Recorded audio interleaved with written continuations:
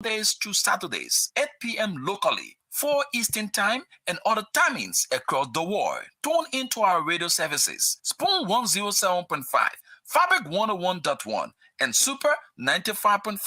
We can also be reached on social media through Facebook or YouTube on Spoon TV, Fabric TV, and Super TV Live. Locally tune in to Super TV Channel 10. Spoon Talk, Spoon Talk, Spoon Talk, setting Liberia's agenda for national growth. When the ordinary Liberians, home and abroad, are seeking a platform to make a clarion call to their leaders for a hygienic, political, social, and economical landscape in the motherland, there is one platform that is authentic they always count on. Spoon Talk, the beacon of hope, the fountain of authentic information for this dispensation and dispensations to come. Join the team of panelists Mondays to Saturdays, 8 p.m. locally, 4 Eastern Time, and other timings across the world. Tune into our radio services, Spoon 107.5, Fabric 101.1, and Super 95.5. We can also be reached on social media through Facebook or YouTube on Spoon TV, Fabric TV, and Super TV Live. Locally tune in to Super TV Channel 10. Spoon Talk, Spoon Talk, Spoon Talk, setting Liberia's agenda for national growth. Yes, a special one from the CEOs, Dan coming with the spoon. And your boy, Friday the South Man. Charges on the beat. To the spoon to get your information. To the spoon to be part of our discussion. Spoon, spoon, spoon television. Spoon, spoon, spoon radio station. Spoon gonna tell you what is happening in Liberia. Spoon gonna tell you what is happening in Monrovia. Spoon gonna tell you what is happening in Africa. Just to spoon you will know. The children crying for starvation, just to spoon. You want to get a news update, my brother, to spoon. You want to know what is happening in Moravia, to spoon. Politicians want to make their decision, just to spoon. You want to know what's happening in the ministry, to spoon. Yeah, to spoon. Yeah, to spoon. You from Funjama, Maryland, to spoon. Yeah, to spoon. If you eat Cape Town, congratulate my brother, to spoon. You got a Spoon TV, you got a Spoon Radio, to spoon. Yeah, to spoon. You want to get a news update, to spoon. What? Yeah, Rastafari. Kilibamba, kilibamba, kilibamba. Kilibamba, kilibamba, kilibamba. What I want? Yes, what you got today? Spoon TV. Spoon. Yes, what you got today? Spoon TV, Spoon Spoon TV, Spoon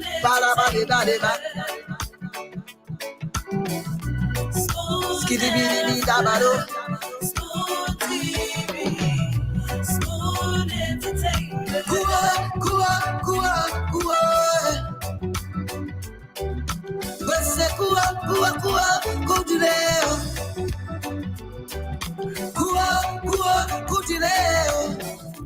To the spoon to get your information.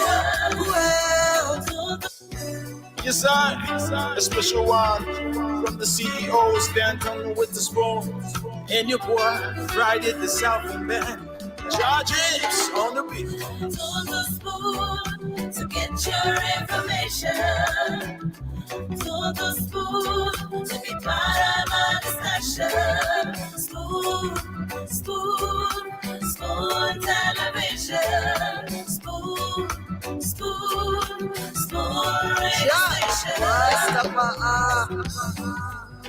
Spoon gonna tell you what is happening in Liberia. Spoon gonna tell you what is happening in Monrovia. Spoon gonna tell you what is happening in Africa. Just to spoon, you will know. If the children crying for starvation, just to spoon. You want to get a news update, my brother, to spoon. You want to know what is happening, Moravia, to spoon. Politicians want to make their decision, just to spoon. You want to know what happening in the ministry, to spoon. Yeah, to spoon. Yeah, to spoon. A special one from the CEO, Stan coming with the spoon. And your boy, Friday the Southern Man. Charges on the beat. To the spoon to get your information. To the spoon to be part of my discussion. Spoon television. Spoon radio station. Spoon gonna tell you what is happening in Liberia. Spoon gonna tell you what is happening in Monrovia. Spoon gonna tell you what is happening in Africa. Just to spoon, you will know.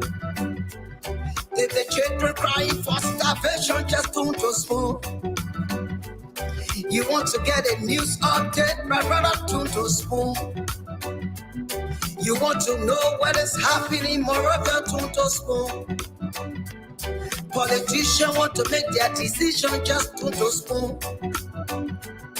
You want to know what happening in the ministry, to spoon. Yeah, to spoon. Yeah,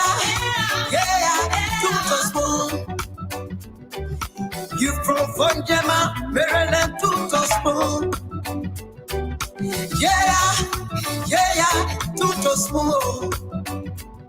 If you eat keep on gradually, my brother, to spoon. You got a spoon TV, you got a spoon radio, to spoon. Yeah, to spoon. You want to get a news update, to spoon. What? Yeah, Rastafari. Indeed, we here again on it. What a pleasant way to welcome you to your most informative, reliable, and authentic platform of information that you can use as tools and not to abuse. The writer once said, and I quote, "In the midst of chaos, there is also opportunity." Spoon Talk is here. Spoon Talk is there. Spoon Talk is everywhere. Get a friend to tell a friend that indeed Spoon Talk is on. Get glued to your radio or whatever gadget you have and listen, be informed to make national decisions. No one can do it within ourselves. The CEO is on the other end. James Good Floma as well. The rest of the team will shortly be joining. My name is Rufus Divine Connect, and we begin from this end. The only true wisdom is in knowing you know nothing. Before more shall I do, James, good evening. Good evening, Rufus. Good evening, Rufus, and good evening, Liberia. How you doing? How you doing? I'm good. And you? Yo, God keeping me alive. It's that you get something from you. We just repeating. He's always doing it. Eh? The both of us just saying how you doing together is like you get something to give me. That's the anxiety we bring to the table as it relates to the discussion is going to be Man, fruitful with one of that, Liberia's that did not best. clear. You got something for So, me. so we come to the table with anxiety.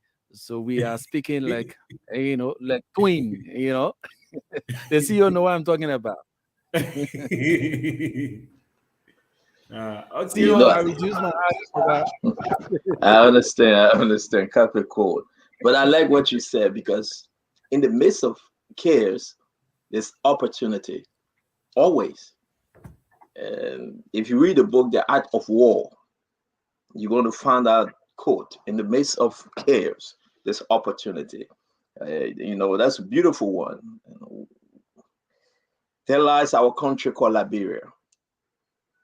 In the midst of everything that is happening, religious and everything, in the midst of massive corruption, in the midst of high degree of unemployment, in the midst of poor standard when you talk about education, very worse healthcare system, in the midst of it all, we will always find an opportunity.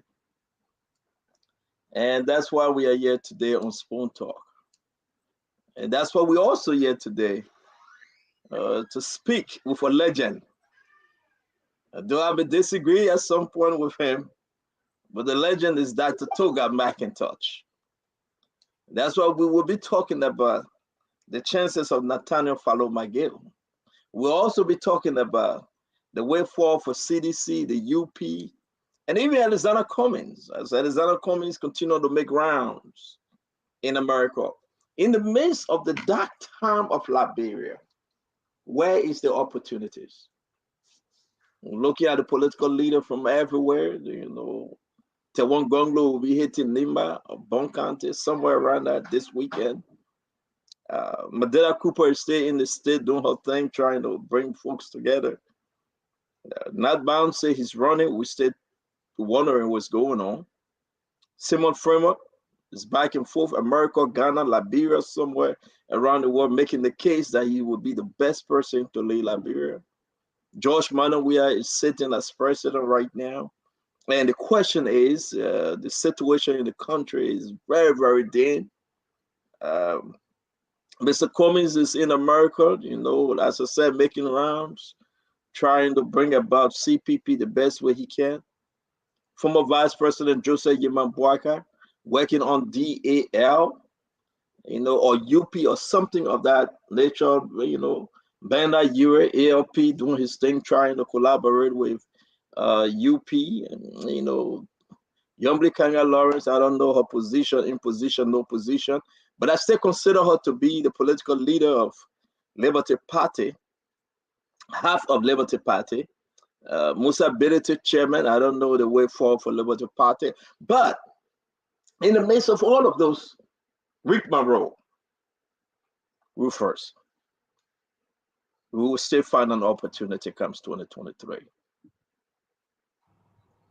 Somebody will be a leader, again, or a new leader. George Manawia either retain his seat as president or will bring in somebody new. Or the Liberian people will come out and say, you know what, enough is enough. Mr. President want to try a new thing. Would they go with Joseph Yeman Boakai? Would they bring in Mr. Cummings? Would they try Tewon Gonglo, Simon Fremont, Madela Cooper? So as Liberians listen to us tonight, we will be discussing legis. The information reaching us that they have reached some agreement to postpone this mess that is being run by some corrupt individuals. We discuss the country current affairs. And I want to ask Liberian people tonight. I want to take the time to ask them, are you better off today than 5 years ago? I want to ask them. Yeah, I want to say, Charlene Edabi, how you doing today, my sister? Benjamin So, welcome back, Ben. I want to ask Liberian people, Are you better off today? The desire of our country called Liberia, the way in which you want to see Liberia, I want to see Liberia at the next level, but are you better off today than 5 years ago, than 17 years ago, than 11 years ago? Are you better off today, my fellow Liberians? Put politics aside. Your children better off? Are they in the best of school, better education? Do you go to the hospital and receive good, up-to-date treatment? If you get blood pressure, if you have diabetes, your head is hurting, you got eye problem, nose problem, ear problem, jigger in the toes, pregnant women, are you better off today? Hey man, we are in election season. I'm glad that I have Dr. McIntosh. But are you better off today than 5 years ago?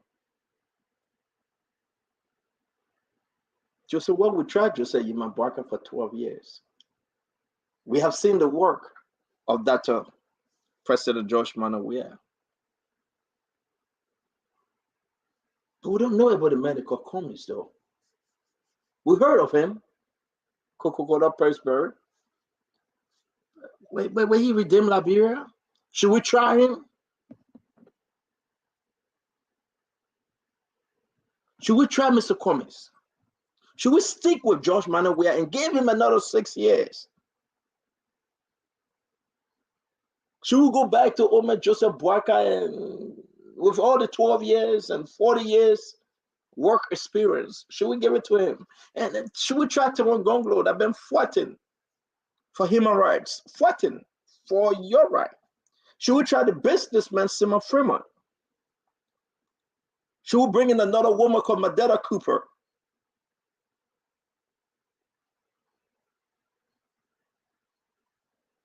Listen. We're not going to take side. The Liberian people are going to decide. The Liberian people are going to make up their mind. So I'm so happy to have Rufus Divine Kane producing tonight from Liberia, James Gooden Flomo producing from Europe, and our guest tonight is Dr. Toga McIntosh. I know. I said, why, Rufus? I was thinking in my mind. I said, but why Alexander Cummings bringing in Dr. Toga McIntosh, Louis Brown? That you saw me beating on them. Donald Che, Tim Cummings. But the question Liberians should ask: are you better off today, with or without backing your family members in Liberia? I mean, in America and somewhere, or even in Liberia, being a doorman and watchman and opening the doors and closing the gate for you to get a piece of bread for $10 business, for your children to get food to eat. Are you better off? Amen. Are you better off if we all sit down today and ask ourselves the question, are you better off today? Like if your brother, your sister, your cousin, your uncle, your mother, your father say, I don't have money to send you today for this month, for this year. Are you better off? Can you survive all by yourself in Liberia? Do you have job, stable job, good job, well-paid job? Can you wake up and tell your children, say it is all well? Let's go let's go chill for a minute. Let's take vacation. Some of you right now is 8:20 in Liberia. You listen to me on the radio. Just turn your head. Look at your children sleeping. Some of them are asleep. Have they eaten? Did they eat good food? Some of you just starting to cook because you have hustled all day. Some of you guys just beating the palm nut to cook that dry palm butter with boning. That's all you have. Some of you now hustle all day. I mean, man, come on now. Must you hustle all day? Most of the team members are coming. You know, people got to work. The sacrifice we make on Spoon Talk is like we leave our job and just say hi to our family and come on the show because we want to give you the best. So we're going to change it. We're going to make it happen. Africa, you're right. Things are very high in Liberia. So we're speaking to that young man, that young woman out there. We are speaking to the mother and the father. Your daughter not cry. Mama, they will put me out of school for you. I get my exam. They say if I'm bringing the school fee, I shouldn't come back to school. And you're sitting, you're just thinking, Lord help me. Your child, 17 years old, stay in 6th grade. 11 years old, stay in 1st grade. Amen. Where is our leaders? Where are they? Leaders of the country, where are they? Everybody digging hole, covering hole. But I'm glad to tell you that tonight, I'm going to be bringing in Dr. Toga McIntosh. We're going to open the question. We will open the phone line. We will say to you, are you better off today? If you are, God bless you. If you are not, you have to make a decision.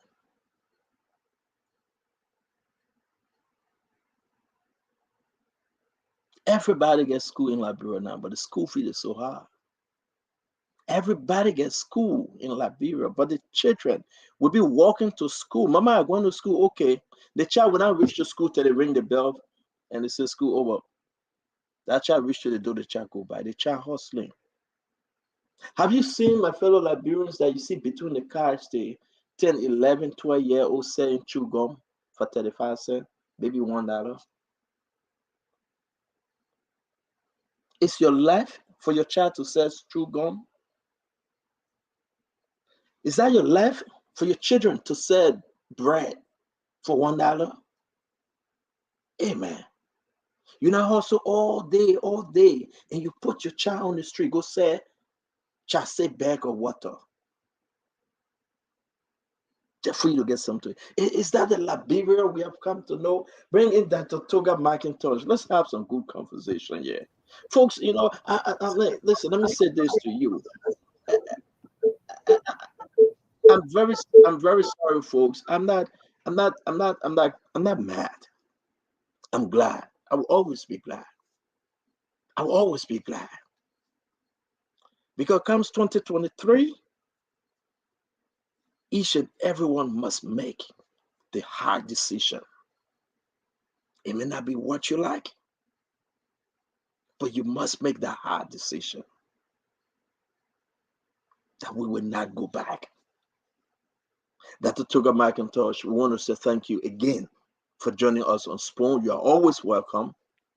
We may not agree on some issues, but you're always welcome to join us. And we love to have you every day. We say thank you for joining us on Spoon. Sorry that I have to give this little thing because I'm speaking to my fellow Liberians. I'm asking them the question. You know, we got to take this home, Dr. McIntosh. We got to be real with this. It's no time for that deep politics, using words that the people don't understand.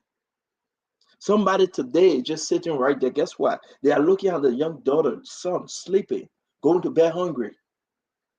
Somebody have hustled all day. They have visited all their friends. Say, my man, give me small tea now. Let me buy cassava for my daughter. Amen. Talk to us, Dr. McIntosh. Talk to us, please. Well, Good evening and good afternoon to you guys out there, but good evening to our people back here. And again, it's a pleasure to be with you on this beautiful and wonderful platform.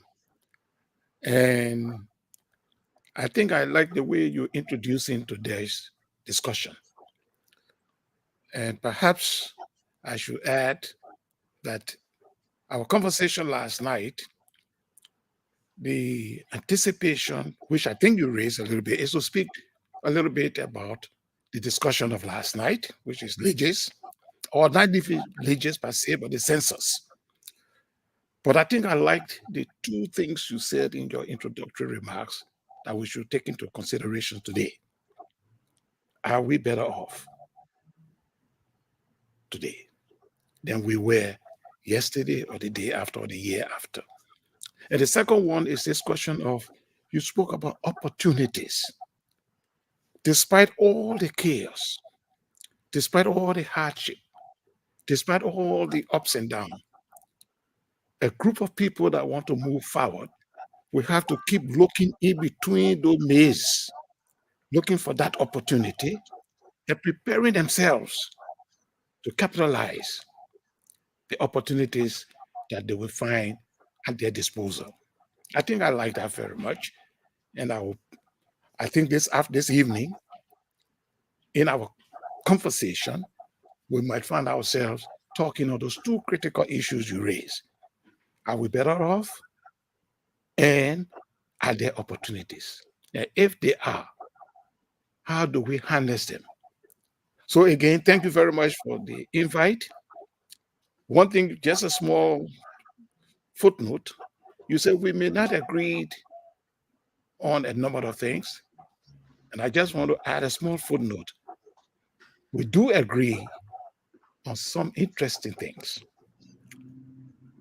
So we can't just leave you on the other side. I believe I follow you a great deal and your panel, and we agreed on a number of things, even in our conversation. Yes, we may have disagreement in some things, but I think we agreed on a number of things. And fundamental to that thing is Mama Liberia. Moving Mama Liberia in a community of nations, given the resources we have. I agree with your philosophy on it all the time, that this is paramount. Moving our country forward. Those are my opening remarks. And perhaps we can now move forward with the conversation as you wish. Thank you very much. Dr. Toga Gateway McIntosh, I want to say thanks a lot. I appreciate you because we agree on one good thing. It's Liberia. It's Liberia moving forward. It's Liberia being Liberia that we know for our children, grandchildren, and the next generation. That a Liberian would beat on his or her chest and say, thank God, I'm glad to be a Liberian. I'm happy to be a Liberian. Let's have this discussion. The guys are coming on, Dr. McIntosh, but let's have the discussion. I know I spoke to you yesterday concerning legis. It hurt me a lot. It hurt me a lot to repeat myself constantly. I have another clip from another expert, UNFPA. This lady shed tears. I play for my guys. I had that to Peabody, St. Thomas and George. The others, we were, driving, having conversation. And I play and they listen to it. It's just Stanton. Why can't you play this? And I say, I believe in time and season, Dr. McIntosh. You know what I do? I believe in the good book, Ecclesiastes, chapter 3. There's a time and season for everything. A time to speak and a time to be silent. It means it's time to listen. I believe in time and season for you, Dr. McIntosh, to speak and for me to speak. So in the ethic of conversation, I pause and I say, go ahead, Dr. McIntosh. and you pause and you ask me to speak. I believe that because I know that at this time, we will play those clips and Liberian will listen. And Liberian will listen. We can talk about politics. We can play around with politics. But I must say to you, Dr. McIntosh, this is about Liberia. This is about what we do. And this is the fear urgency of now. Speak now or forever hold your peace. Speak that your life depends on it. Speak when you talk about transformation. Speak when you want that change to make Liberia better, or forever hold your peace. Let's talk legends. Thank you. Let's talk legends. Let's talk legends. Talk to me. And welcome to the show, Kev Hassan. Welcome. Let me join you in welcoming Honorable Kev to the show. I know he's been practicing how to cut my head off tonight, but we shall see. Look, my dear people, one of the reasons why I sent a text last night to say I'm saddened by what I was hearing when it came to the question of the census. In that sadness, there were three things that were bothering me around what I was hearing. The first really is, why is a census necessary? What's the significance of a census? This thing that we're playing with, why is it necessary? And for the audience, from my limited experience, and when I say limited experience, I've been involved directly in at least 3 censuses in this country. I was a very small person when we did the census in the 70s or the 80s rather. And then I was involved in the census of the 80s. At that time, as a technical person. First one, I was just a junior officer, worried about enumeration.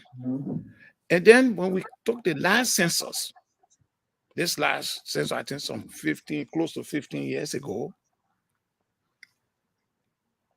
I was a census commissioner, the post that is being held currently by the Minister of Finance and Development Planning. It is by statute that whoever holds that planning and development portfolio is first the chairman of LEGIS and the chairman of the Census Committee.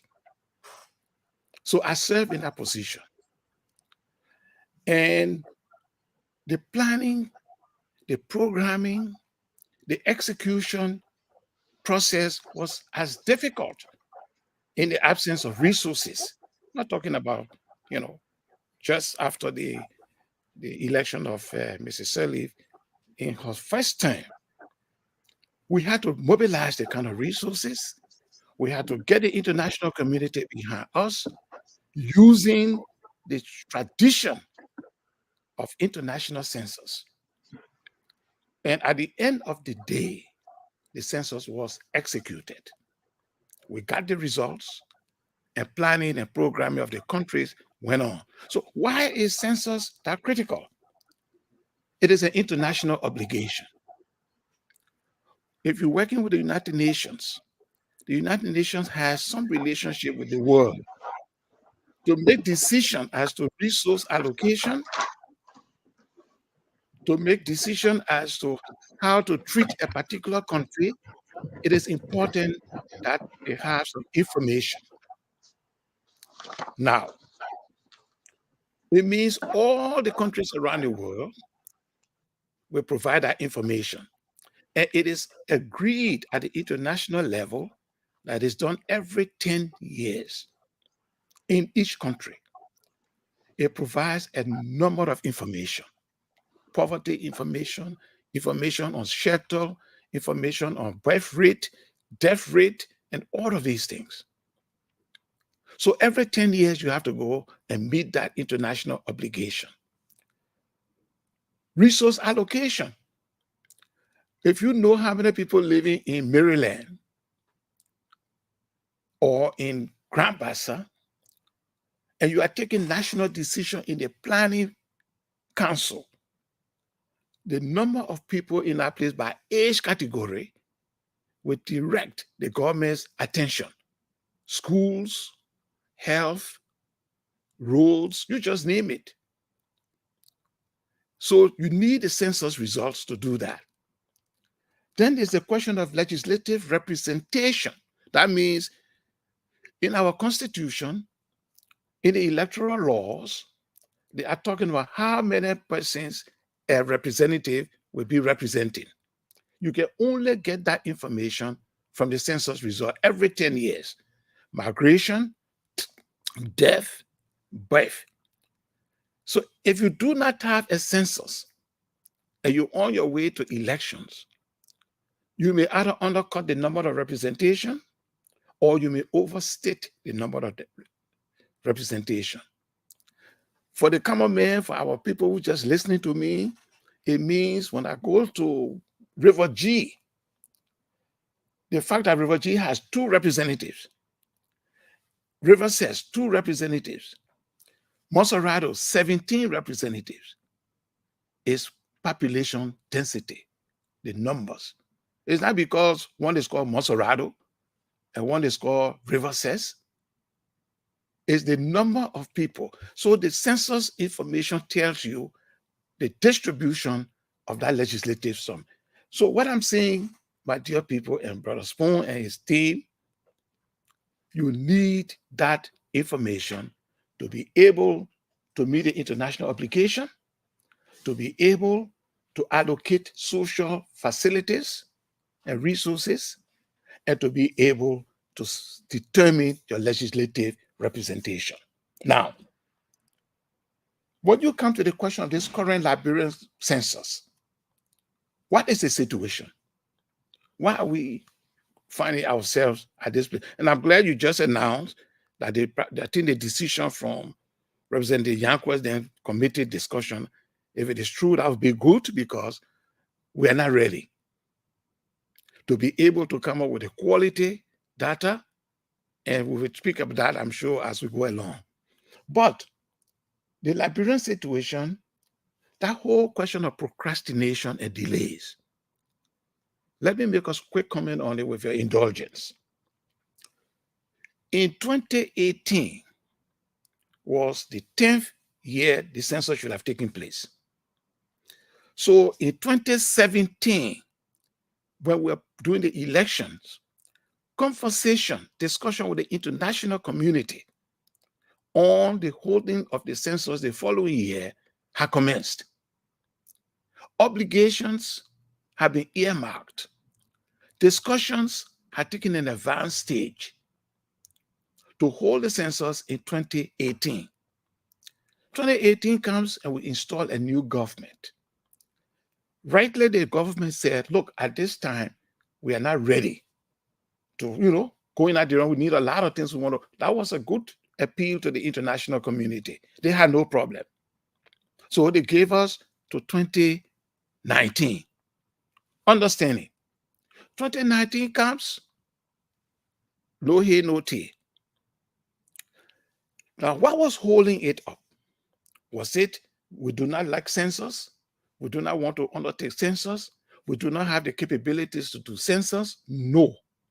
It was just bureaucratic delays. When you talk about census, the international community has equal stake, as I told you. They want the information as well. And there's a special institution within the community of international bodies whose part of interests and responsibilities are managing countries' census operations.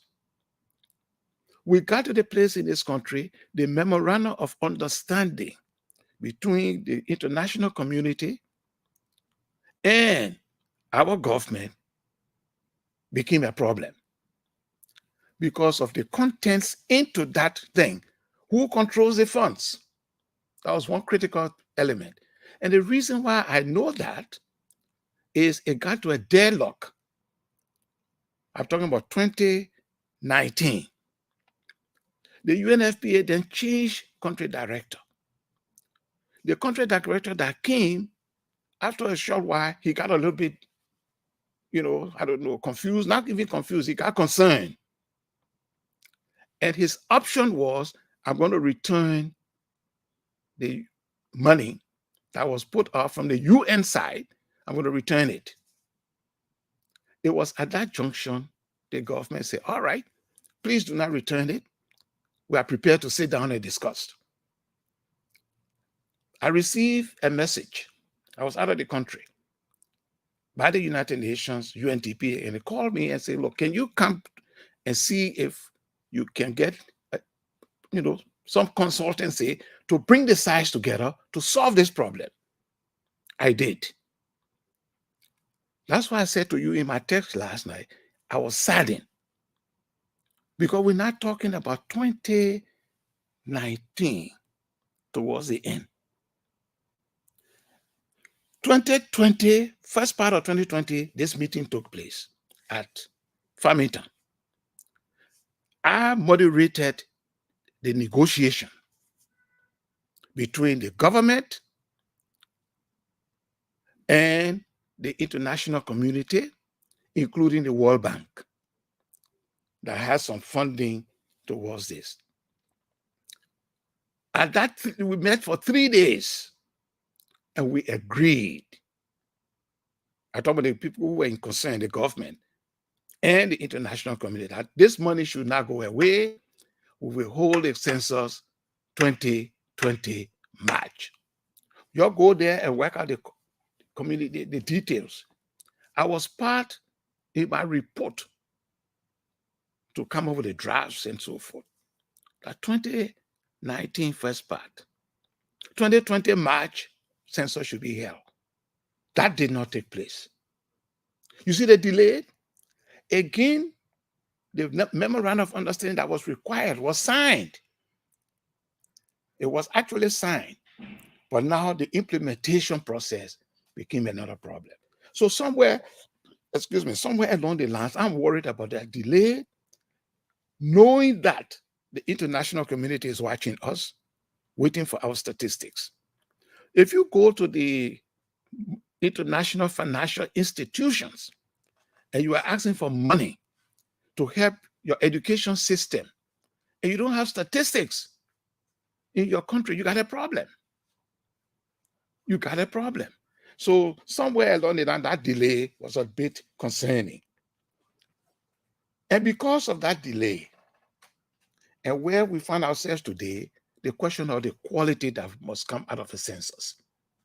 We find ourselves pushed because of the elections and because of the international community pressure. March comes, no census. 2022 comes, and we're up and down. And somewhere in the middle or the early part of the year, they say we'll hold it in October. Look at the pictures. The cars are stuck. The cars are stuck in the mud. Census, you want to go to every village. Census, you have to reach every nook and corner. You can't do that now. Why October? When we had the last census, it was in May. The last census. At that time, our roads were bad in some stages, yes, but it was dry season. So we find ourselves we put constraint on ourselves to hold a census in this rainy season when the roads are extremely muddy, not dry. And that is a major problem because it brings about reliability, covering the whole place. And then we want to change the approach. We talk about digital. Digital, you have to train the people in the use of it. We have to even not just using it, but training the extraction of the data and processing of that data. The training wasn't there. So I'm glad today that you mentioned, and I was going to call Honorable not Nukwe, I'm going to call the chairman. Yonkwe. Yes, I'm going to call him to just find out what was the outcome of the meeting after the show. But I'm glad I got some indication. So I have ended what I wanted to say when it comes to the question of where we find ourselves. Where we find ourselves. And then we can go on to talk about Legis as an institution. But let me pause at this junction and find out if there's any follow-up on the census. Yeah. A lot of folks listening to you right now, Dr. McIntosh, and I got people texting me and say you're accurate. Let's go back in history a little bit. What do you think after the MOU at Farmington? Why was it delayed? Was it because of money? No, it was not because of money. The meeting that brought together the parties. First, there was my expectation that the chairman of this whole thing, which is the minister himself, Finance Minister Samuel Coy. Yes, would have been at the meeting, the 3 days meeting. He sent his deputy, a high senior person, yes, knowledgeable, because he was very active in the meetings. This meeting had working sessions. He had a little working group for us to iron out the little details. And all I did at that meeting was to spend about the first 45 minutes to lay out the interrelationships between international people and national in mobilizing and utilizing resources. That's all I did. And then put on the board, these are the bottlenecks as we speak. How do we solve these bottlenecks? So the minister proper wasn't there when some of these suggestions were coming here and there. Legis had a director general present and all his deputies. The World Bank had the head of the bank plus all the officers involved present. The UNFPA had all of their people, including the rest rep, there throughout the 3 days. So the issue then, we made our decisions, but that decision then have to go again to another level.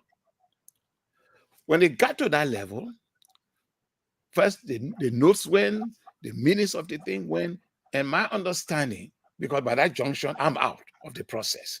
My role was come in, run this thing, write the report, negotiate between the government and the donors to have an agreement.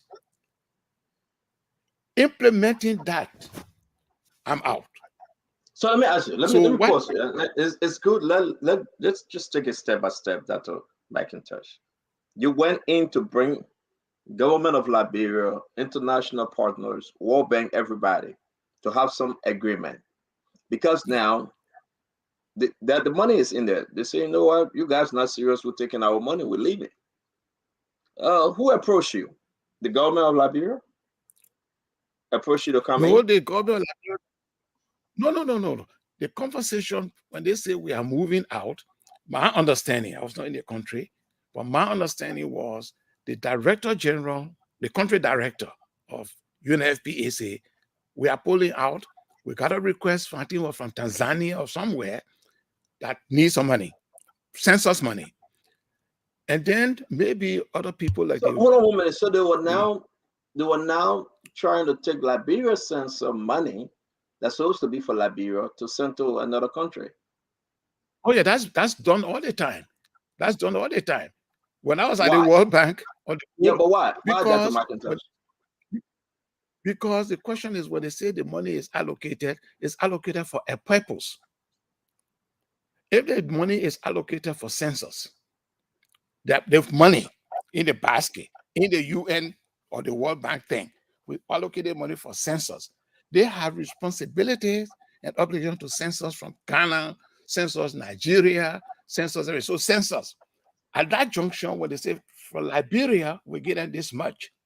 Year 1, you don't use your money. Year 2, you don't use your money. Year 3, you don't use your money. My brother, the demand on that money, then you don't want it. Yeah. You don't need it. And you don't use it not because we're fighting wars. You don't use it not because you don't use it because of bureaucratic delays and misunderstanding. So that's why we come now. My question, I'll bring in Kev Hassan to Money George. What Okay. was you talk about implementation is broad. To you, when you came in, you call World Bank, you call Liberia government. Two questions. One, who asked you to negotiate? Was it the Oh, bank, I got the a Liberian government? I got a UNFPA contract. Okay. When, yeah, UNFPA. So my contract was signed with UNFPA. My money came from UNFPA, of course, from the census basket, I presume. And my letter requesting me to come as they came from the UN group. So thank you. So don't tell us about the bureaucracy. Don't tell us about implementation. It's too broad for the word for this conversation. Help us understand why you think the government of Liberia had a problem not implementing. Well, there were, from the time we were discussing it, the first thing that came out was who manages the fund. Now, in the international system, at the highest level of their boards, they determine certain countries, they can call it country management. In other words, depending on the institutional capacity of that country and their track record of utilizing resources, a particular country can be classified in that category. It means when the bank or the UN allocates certain money for that country, they will send that money into an account that will be managed by that country. It means you have reached the standard. So it's not all countries. Those countries that have not yet reached the standard, they will set up a framework in which they manage the funding. So at the time Liberia reached the standard? No. Even I don't think we have reached it now. When I left the international scene on that, we have not reached it. I don't think we have reached it because to reach it, it would have manifested itself. Now, the World Bank has its own assessment. So last night I heard you talking about World Bank money and the census money. Somewhere in that negotiation, each institution have the right to say, in this common basket, we're not putting our money there. We will manage our money, but when you're doing the total allocation, the total funds available, you will include their money. So the bank, their negotiation with Liberia is we're not taking our money to put in that common basket to be managed by UNDP. UNDP is an organization that does that effectively, not just for, but for donor money, FPA money, the money for ILO. UNDP will make its way to manage it. In that process, UNDP gets some income. That's what it is. It's not for free. The bank said, we're not putting our money there. Our money will be managed by us directly with Legis, not through the third party. Yes. So you had these two sets of money. Now the World Bank own has components. The component of the census and the component of, I think last night, somebody mentioned, the representative mentioned the other component, which is strengthening statistical institutions in West Africa, which is a different kind of fish, but with Legis taking the role. That's what's taking place. You see, you're helping us understand, Dr. McIntosh. Thank you very much. This is important. The funds were allocated, and our own people, and please correct me, then I move over to Kev. Our own folks in Liberia have problem with implementation. The World Bank say, you know what, UNFPA say we'll take the money back. You guys not ready. Is it best to say, since we are talking about March 2020, it was due to the COVID though, that you think they couldn't carry on census because of COVID? That's what some of the reports are saying. COVID did play a role because by that time, after the Farmington meeting, an agreement was reached. And as far as my memory serves me right, in fact, I have a copy of it in my computer because it was, I did the draft and sent it off. But the agreement that was reached was as follows. The one I can recall. One, whenever Legis wants some funding from the fund, from the basket, they will make a requisition. They make a requisition. It is sent over to the UNFPA, where Dr. Sise, whose voice you are talking about, Correct. will certify it, his team. When they sign on it, they will send that lump sum requested to Legis. That understanding was there, rather than they're going to go buy the gas or to do this. Legis will go and execute. But under strict, financial management system, that's the basket. The World Bank will do the same thing, but that communication will be between the bank and the Director General. It doesn't go, but CC group, the UNFPA group, must be informed. And you remember they were talking about double dipping last night. Correct. Or somebody talking about double dipping and so forth.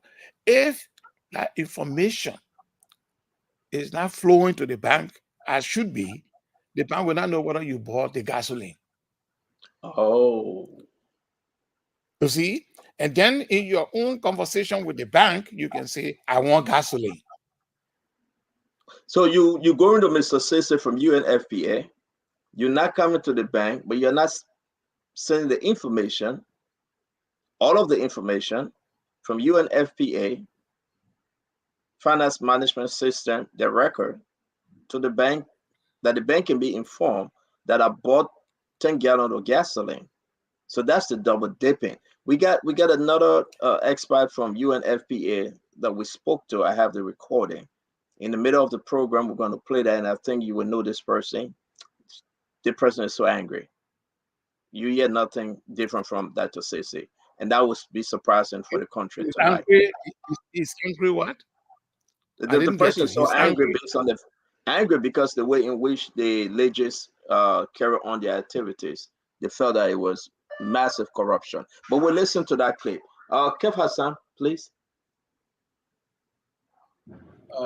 Dr. Tuga McIntosh, how are you, sir? I'm fine, my dear brother. There was an interesting topic yesterday about World Bank and components of the money that been given to Legis. And the tape that we listened to, the individual kept on saying, World Bank money, World Bank money. And you just stated that World Bank do have, because of the status of like Liberia, if I quote you right, they do have their own people monitoring that funds.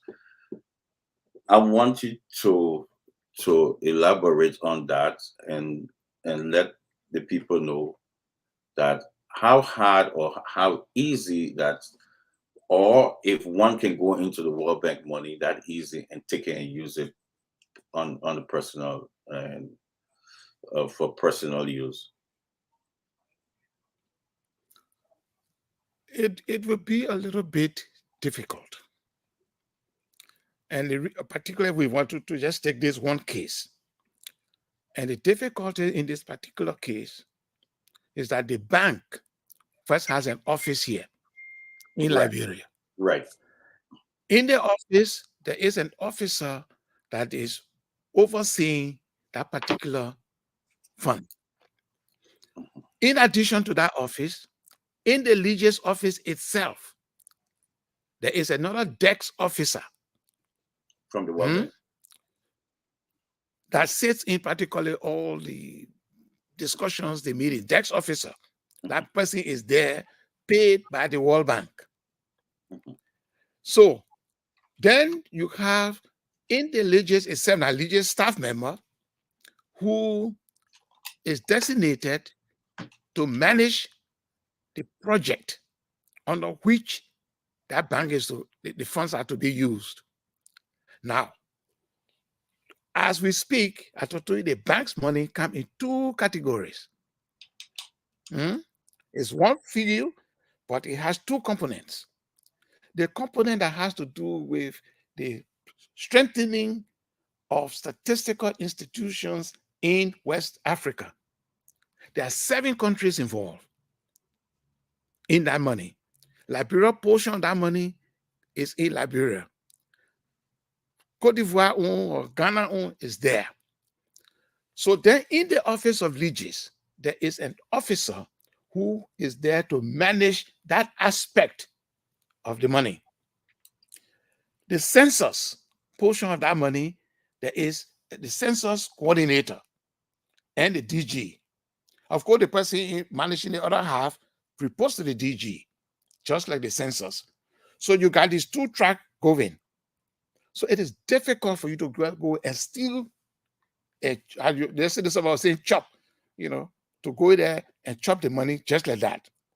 Yes. But what is possible is in the short term, you can misallocate, misapply. And there's not the double dipping. It is the misapplication. In other words, I want to buy 2 vehicles. And I go through and it's approved. The 2 vehicles approved.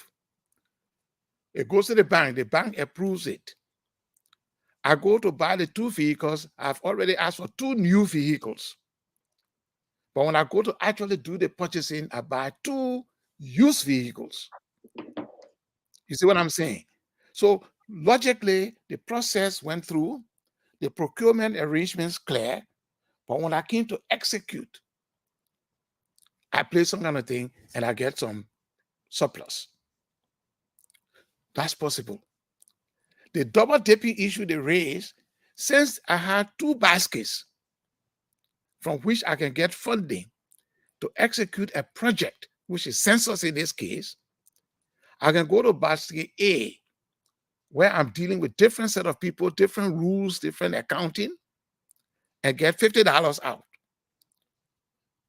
Then I go to basket B, where their own rules and everything, but it is justifiable on both sides.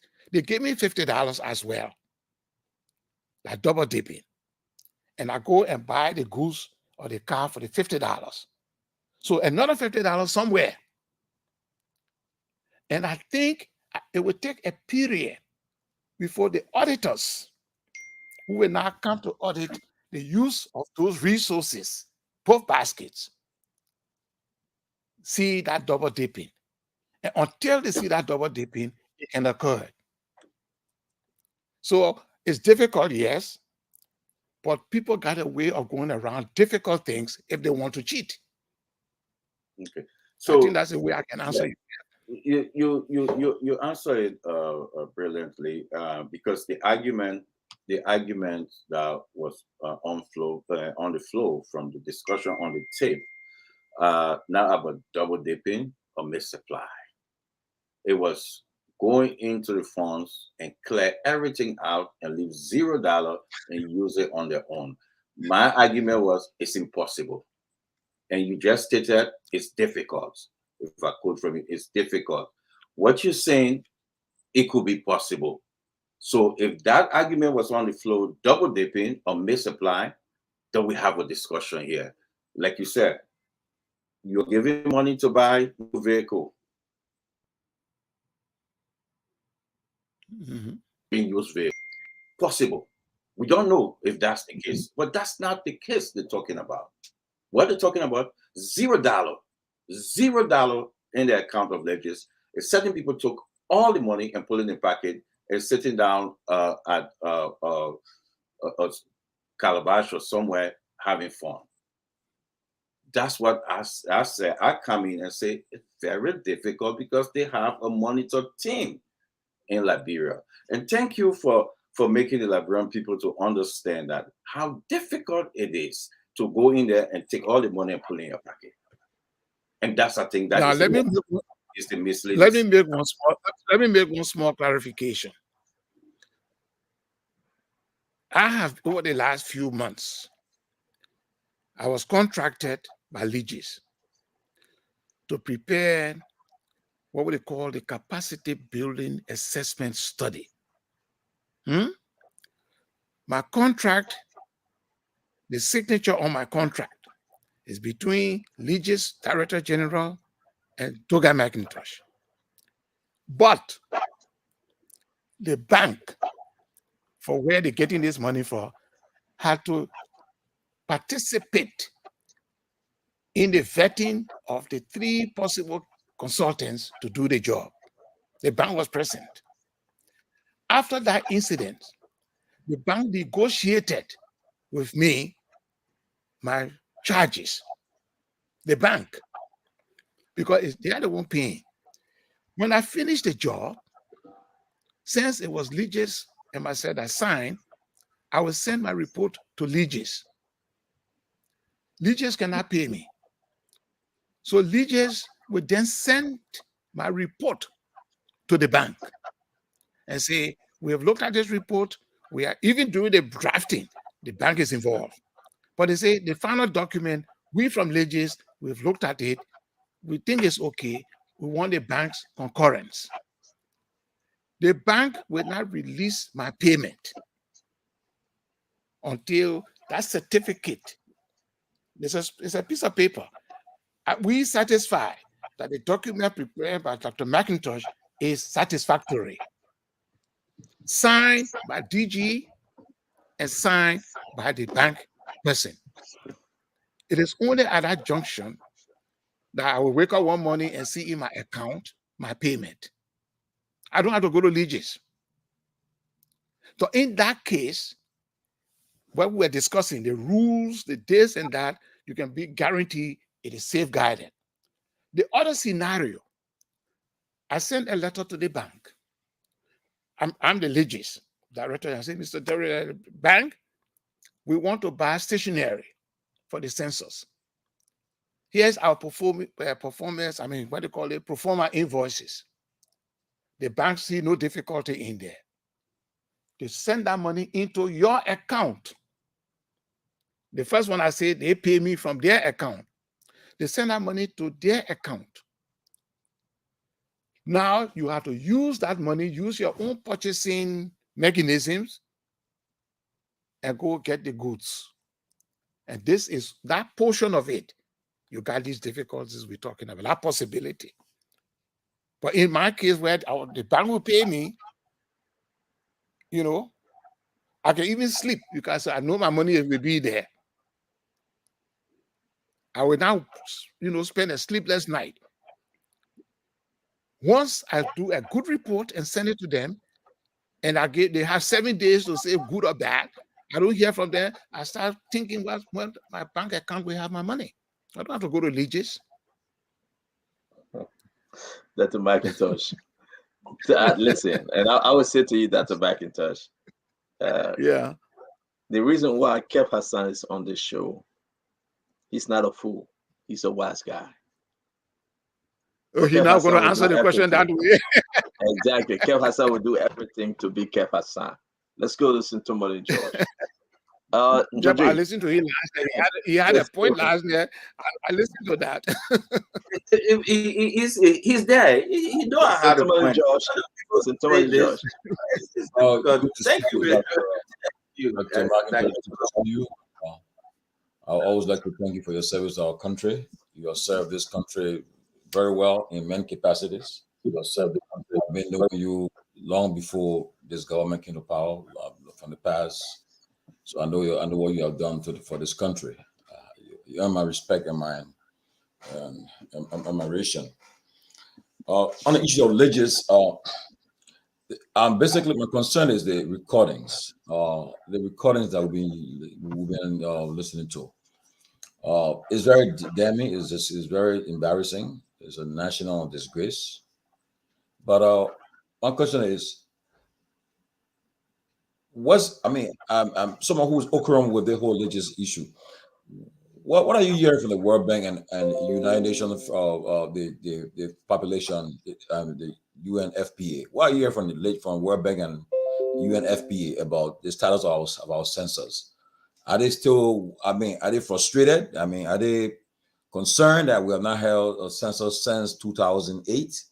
And under Article 39, is a violation of our Constitution.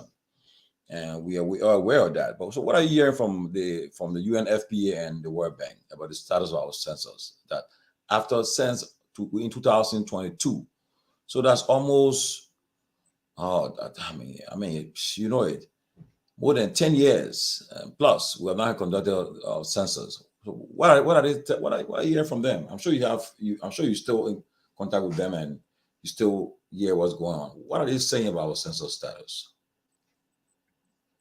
Well, lately I haven't had the privilege of, discussing with them or being in a place where there is any discussion on it.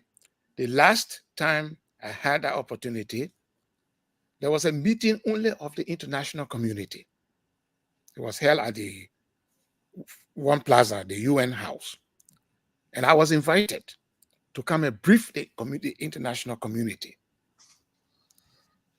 And my terms of reference was,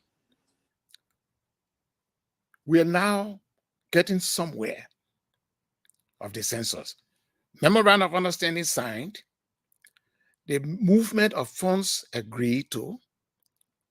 The question now was the proclamation. Now, before you conduct a census, first the legislative body, the Senate, the House of Representatives have to give to pass a resolution on it, the date and everything. Then there has to be a national proclamation from the executive to say on this day, everybody must stay home, blah, blah, blah, blah, blah.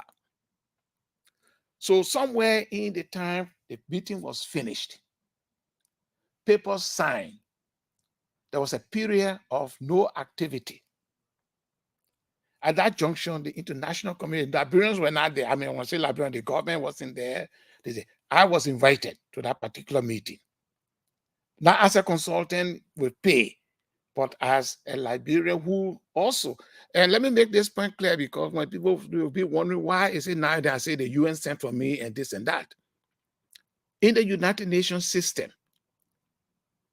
I've been saying I work for the World Bank, yes, but I also work for the United Nations, where I worked for 11 years in a senior position.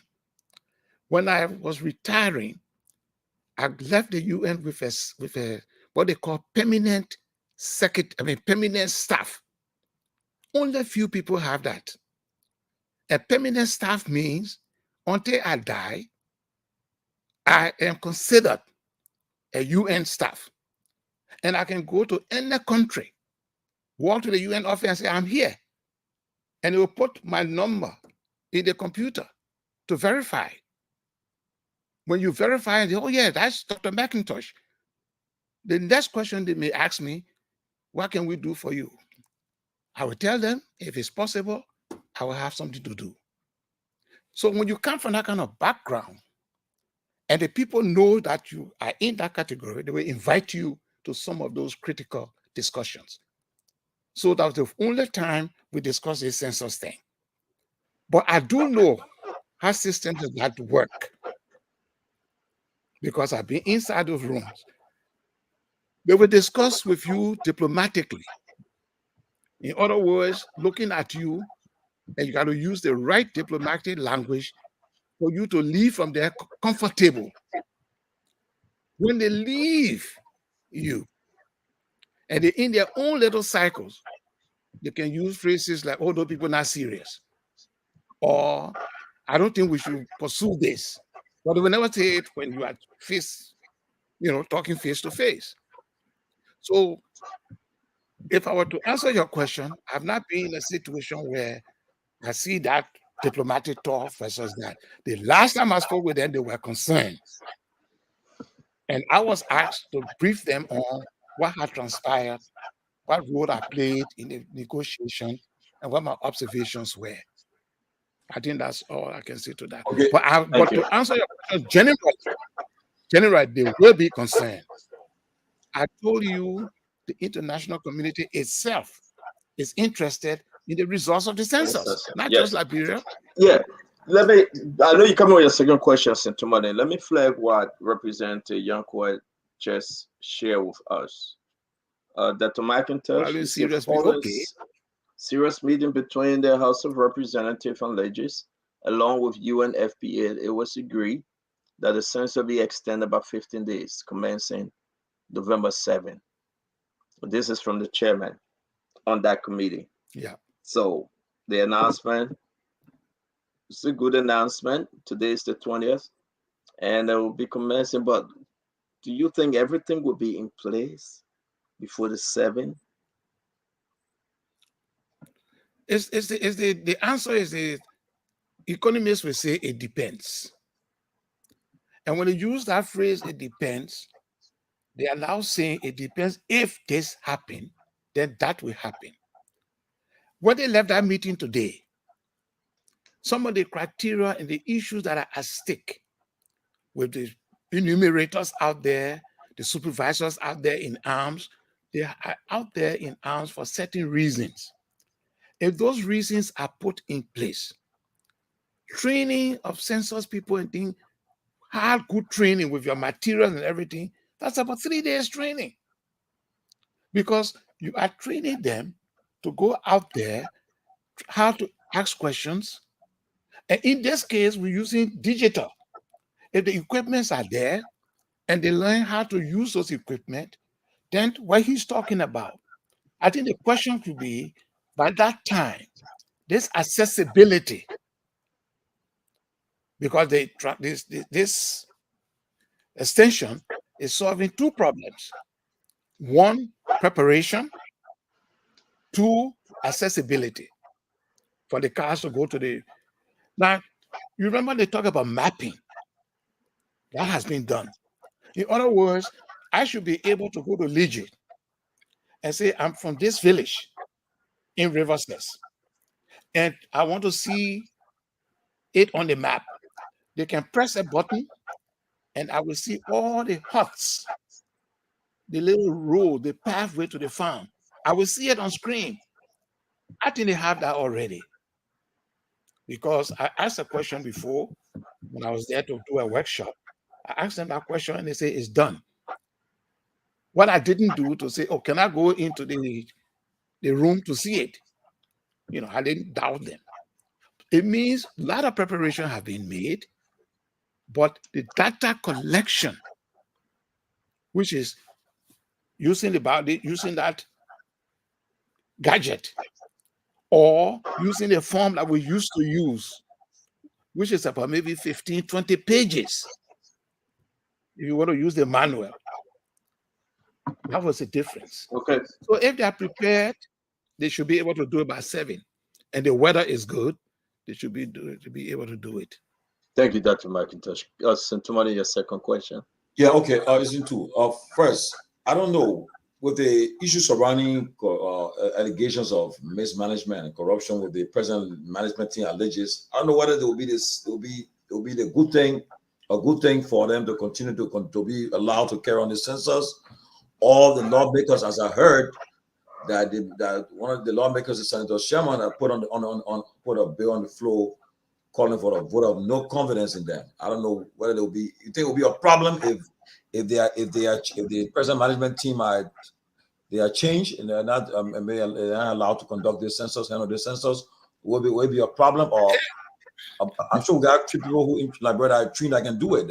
So what's your take on it? Look, the issue that is confronting that team has brought into bear a lot of, misconceptions, and not just misconception, but it brought credibility issues, the issue of going out there. Now, how many people involved in the census? There are hundreds and thousands of people. Then the question of what we call technical assistance is used all of the time. You heard Representative Yankwat when he said, I was in this country, I was in that country, I was in that. He was a Liberian, and he was in those countries to help them conduct census. In this country, this census thing we're discussing right now, the last time I checked, and the last time with UNFPA, for this census, we have about 12, at least 12 nationals, different countries now, here on the ground, working behind the scenes. So the technical assistance team is on the ground. The one we're discussing now, there's a few national administrative managerial team. If there's credibility issue, you can fill that gap immediately. Either you fill it from within, that is, you look for Liberians who have some, know-how. They go on secondment, because we're talking about, a digital census. So within a space of 2-3 months, results are done. Then printing, publication, those are administrative matters. So my answer to your question, Dominic, is that if credibility becomes an issue, we can handle it. If the willpower is there to have census in this country, then what we have to do is to use technical assistance or go go into our Liberian base. People working in other ministries, they go on secondment. You find, because you're talking about 4 or 5 persons, then the census committee, the census commission, when they use the word census commission, I think somebody explained it yesterday. You got a chairman who is the Minister of Finance. You got some sectoral ministries only because of the utility of the statistics that come out. And then you have some professionals. I don't know what they do. I do know. Then you have even people, the chiefs. When I was census commissioner, we had 2 chiefs on it. And you had the census director, Dr. Liberty, who slept practically every night thinking the census. And my commission, we met 3 times every week at Regis. Yeah, 3 times every week. Listen, Dr. McIntosh, you've been following this thing. You just not joining, just come. We have Alex on the show, Alex Williams. He's from Legis.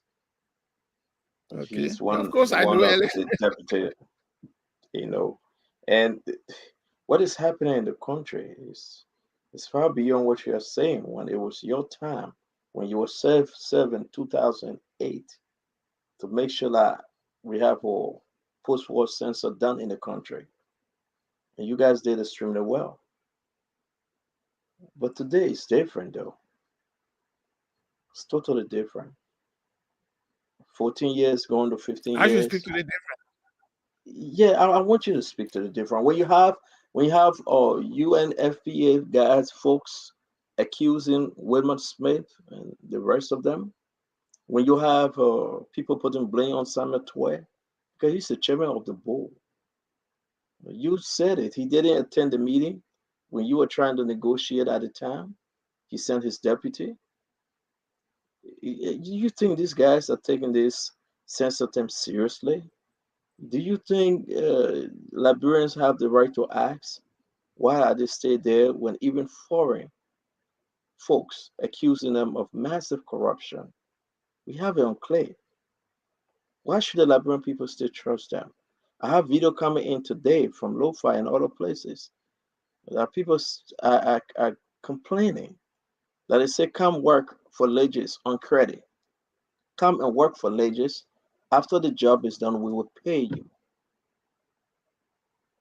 So talk to us since we end up losing Alice. Talk to us, please. Well, I'm sorry that Alice is lost, because he is the most appropriate person to have started this particular answering to your question. But the more I think about it, first of all, I told you I did a human capacity, not physical, not logistics only, but human capacity assessment of this organization, Legis. And from my assessment and the report, there's great need for capacity. In this case, is the capacity of statistical, knowledge. And it's not the fault of leaders per se. Over time, we have now put, and I'm talking about even this government, I'm talking about backwards, we put very limited emphasis on the development of statisticians and the appreciation of statisticians. And I will go backwards. As a young man, bachelor's degree in statistics, in those days, because of the eminent role they put on statisticians, we who were bachelor's degree holder of statistics were being paid the same amount of money that somebody with a master's degree in economics. Today, nobody really want to be a statistician. So they got that capacity problem. I think in my report, I drew their attention to the gaps. That's why the World Bank money, you know how many people were proposed that need to be trained in statistics for Liberia to have the kind of statisticians and do the work they're supposed to do? About 325. That's what my analysis shows. To be scattered not only in legions, but there are 17 institutions of government that must have statisticians. If you're in the Ministry of Labor, a lot of whole thing about labor statistics. All of those, education, statisticians should be there. So the answer to your question, my dear brother Stanton, is Toto want to fight, but ain't got it here. The kind of statistician you need in a room to just discuss about sampling theory, probability analysis. Amen. The senior, what we call the senior statistician, and I think Ellis will know exactly what I'm talking about. Where's your statistical paper? For you to be the senior statistician or senior statistical advisor. Ellis know that. We had a conversation around it. So, Toto want to fight. But I don't think they have yet that capacity. Thank God the census is a project and it has technical assistance. Thank you. Dr. Peabody, if you have a question, we will start playing this audio clip. Folks, bear with us. We're going to play just by clips because there are so many. It's not an old one, it's a new one. These are new clips we have to play. Another expert from UNFPA complaining, calling names, and saying the reason why, even if the census were to be conducted, if they were to conduct the census today, Dr. McIntosh, they are still will still have a problem. We will still have a problem because they just don't believe we should even conduct a census this year with everything. And they are saying that it's very, very. So Dr. Peabody asked a question and we will go ahead to start playing the clips. Dr. McIntosh, always good to see you, and thank you so much for all you do in serving our country. And my question to you is, you just talked about 300 staff that it would take to fully train people to get statistician and all of that to work in our Census Bureau. You recommended that. What would it take for us to do that as a country to realize this? Thank you very much, Doc. The World Bank money we are talking about, that World Bank money we've been talking about, from what I know, because as I said, I did the assessment study, and I've just completed a study on the capacity building of those people we just mentioned. Out of the World Bank money, we are asking the government of Liberia, asking from that proposal that, look, if you can make available 5 million I think that was 5 in our last conversation. It may be more. If you can make it available for the training, just the training now, not equipment, training to strengthen Liberia's statistical framework. So you have the 5 million, you have the 300 and some more people, some of them to be trained short term. I mean, they just go for 3 months training, which exists. Some of them to go for their bachelor's, some to go for their master's, and a few of them to go for their doctorate. Because the University of Liberia has just started a statistical program. It needs professors to teach now the people statistics. Currently, their deficiency is there. So the part and parcel of that. So if you got the World Bank money, then in that document, I put another phrase, and I call it sharing. There are certain things you do in project and programming, and you call it cost sharing. If the objectives are clear, if the strategy is okay, you put it out to donors, and you say, let's cost share. One country may just, one of the institutions may get up and say, we will take this aspect of the project. We will take care of all the workshops and all the short-term training and negotiations. But you got the seed money. And the seed money is from this World Bank money.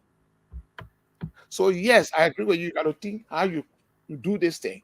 Then these ministries, these respective ministries, that's another way. Each minister or each ministry got some kind of program or project going in their respective project. They put human capacity development. So while you're training your economist, you can put 2 statisticians in there. So I think the CEO mentioned something at the beginning of this program. He said, I wrote it down. How can we seize on the opportunities despite the chaos? CEO, you said that earlier, you remember? You have to be able to look in between for that little loophole to raise the money to be able to do what you want to do. I don't know if I answer your question. Yes. My second question has to do with this UN staff. Is it because that Liberia do not have the manpower, do not have the trained statistician, how you call it, to do this work? Is that why the UN send these people into our country to work there? And then has there been any situation where some of the staff from these NGO will request kickback from their why they are there? Have there been any situation like that? I'm sorry, I didn't get you flowing. Okay, I said, why is it that?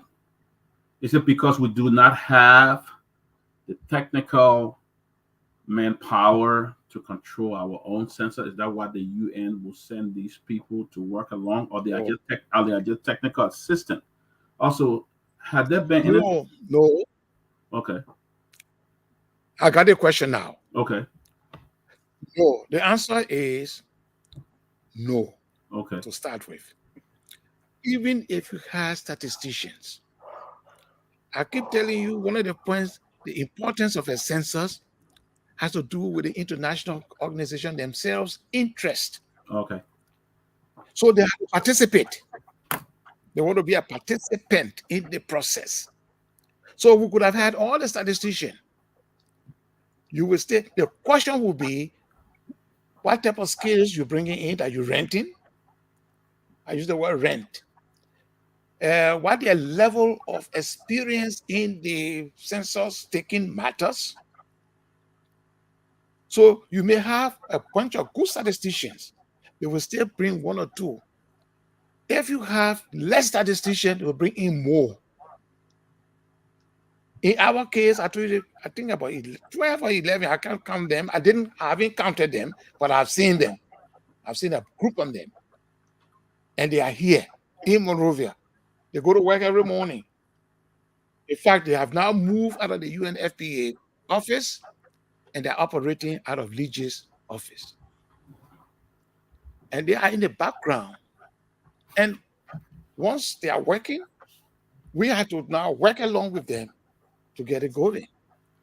So, but But that's we a do have the McIntosh. Sorry to interrupt you. That's the problem right there. no problem. That's the Okay. problem because they are not working transparently.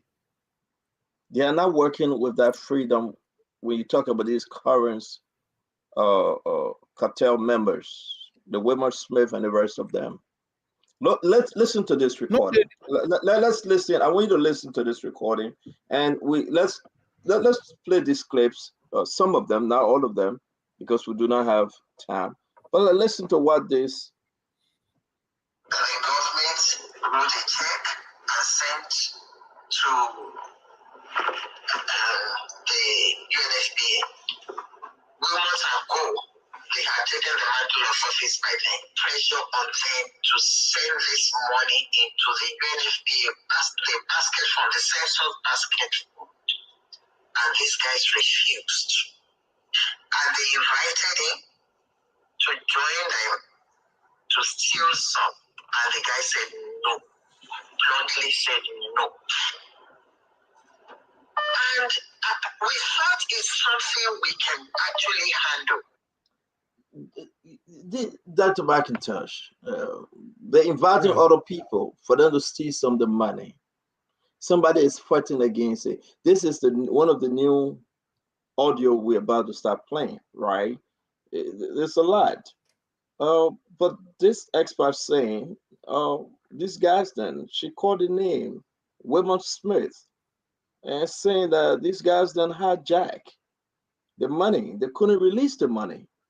My reason of asking the question, when I listened to all these different audios, and I spoke to those individuals that left the country already, they are crying and saying something is terrible. Something is terrible in the sense that Liberians, our own Liberians, hijacking the system for their own gain. That's what I'm asking you. Is it because of not getting more transparency from the Liberian folks? So people are now reluctant to even continue on the work as with the UNFPA. They are complaining, they are crying and say being in Liberia is useless because Liberians are not cooperating. They are just after the money. So I know you are having some difficulty listening to this. I'm sorry, but let me play it again. These are short audio for you to listen and our audience. The government wrote a check and sent to the UNFPA. Wilmot and Co. They had taken the mantle of office by then. Pressure on them to send this money into the UNFPA the basket from the census basket. And these guys refused. And they invited him to join them to steal some. And the guy said no. Bluntly said no. Bloody said no after he was invited to say, let's eat some this morning. Talk to us. This is not a Liberian. This is someone that worked in Liberia, hired by UNFPA. All right. Let me put it this way. Whenever you are hired, that's where the anger will come from. Whenever you are hired by any of these institutions within the UN system, your movement, in other words, progression, going to the next station, remaining on the job, is subjected to performance evaluation. In that performance evaluation paper, there are 18 questions that are asked.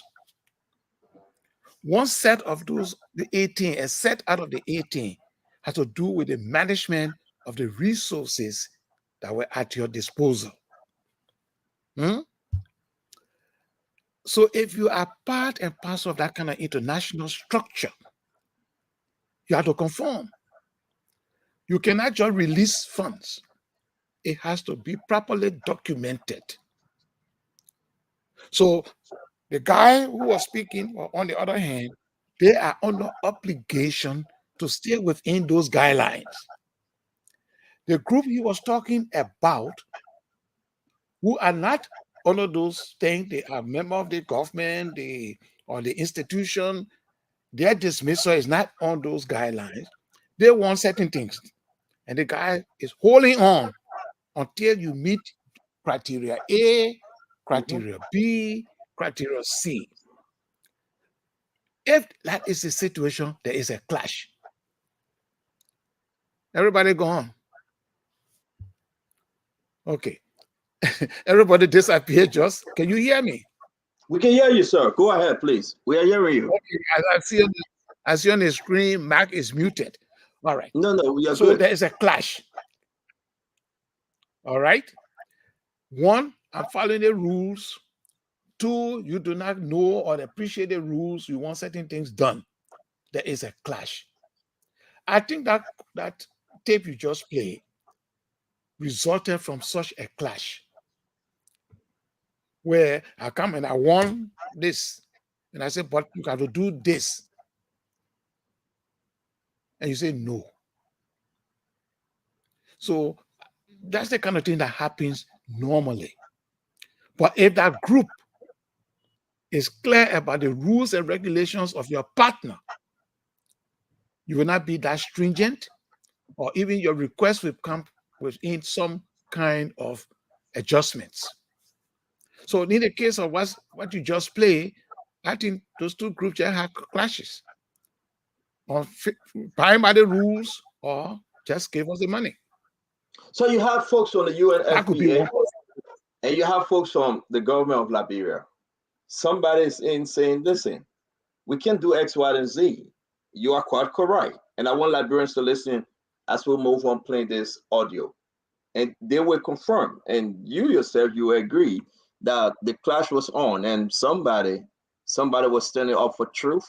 And you have a lot of people out there, Dr. Peabody, was standing up just for themselves. And we thought it's something we can actually handle. We kept having series of meetings with them. And then I kept on asking Wilma, what is the problem you have with this young man? Can you tell me?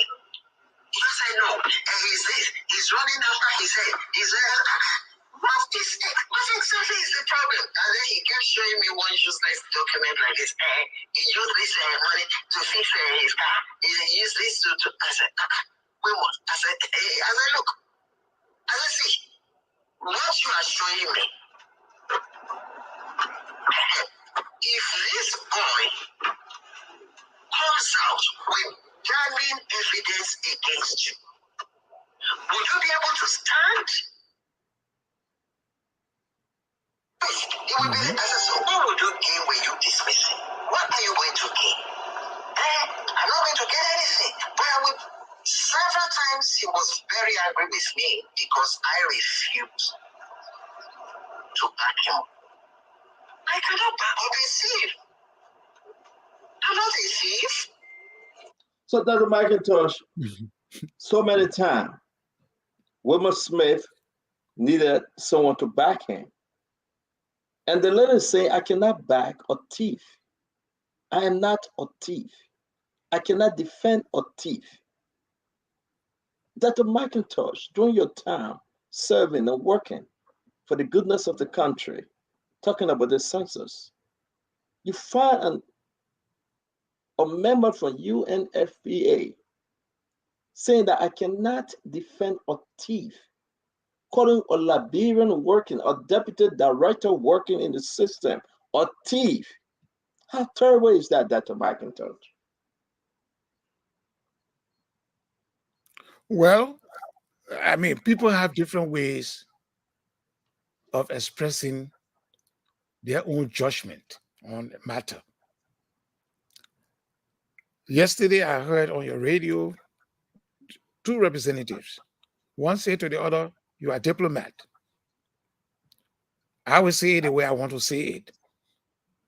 So if I were the ones talking with that office, with the DG or the gentleman on the other side, perhaps I would have been as a bit diplomatic in saying what I wanted to say.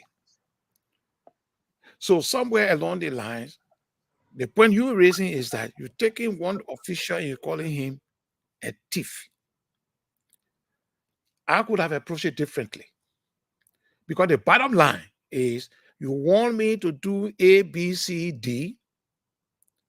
And if I were to do them, I would be violating rule Y, X, Z. You see what I'm saying? That was the clash. But in the expression of that conversation, somebody gone to attack another person in terms of their personality or whatever. So it's a matter of a diplomatic approach to it, or just, let it all hang out. But are you sensing that frustration? Are you sensing the frustration? Because I got to play this last clip, and we can bring in Kev Hassan and Dr. Peabody again.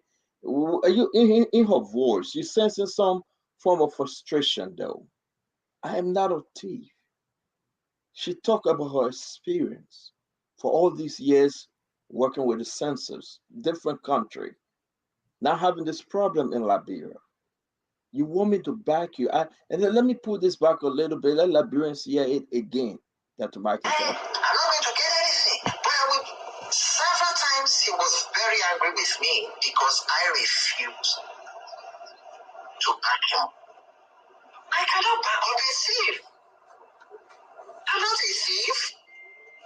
I don't know how to steal government money. I came from the government before I joined the UN in 2007. I had done 2 censuses in my country to a position in the United Nations. So I said, Wilmot, I'm sorry. Even though, yes, I didn't confront him that you are stealing, but all evidences I have seen indicated to me that this guy is not trustworthy and is not somebody I would like to have associate with. Dr. McIntosh, it's getting very serious. If we play the rest of this conversation, this audio, Liberia will be shocked to understand the lady is saying he's not trustworthy. I cannot work with him. I am not a thief. She's crying. She calling Wilmot Smith's name. As much as you can serve as diplomat tonight, but do us a favor. Let's have some real talk. I'm not a psychologist to have tried to interpret what was going on there. But common sense tells me that they have reached certain level of discussion for that outburst. That outburst arising out of several discussions, several pressures, several behind the scenes manipulation to reach that level. That's number one. Number two, I keep telling you, when you are defending, when you are representing, when you are working for these international organizations, you too are a person who wants to upgrade your career. And the safest way to upgrade your career within structured international organizations, 2 things: deliver and be, what kind of word? I won't use the word not corrupt, but deliver and be as prudent, responsible in the use of resources available to you within the rules. If your grading show that your use of resources, your capacity to live within the rules of the organization, if you have A in your deployment, even nationals, you're a Liberian, you're working in the UNDP office, and you have those things to do, you can now be transferred to Sierra Leone or to Ghana, and you become one of the experts in Ghana, Liberian origin. Currently, we have a Liberian in Botswana, senior economist in the UNDP. For him to get there, he was here. in Liberia. But when you look at his grades, they were very high. So he merit to now go out and be another expert in another country. So I agree with you, but I think that level of conversation came from somewhere. It was not spontaneous, it was not happening on that day. I think there's a lot of pressure that has been applied, and this is what has transpired. And folks, I know you're going to hang along with us. We'll play as many of the audio we can, and then we will keep some for tomorrow because they are a lot. And this is the second individual talking about the latest corruption. It's good to have you, Alex. Thank you. I mean, your internet is tripping, but it's good to have you while we can.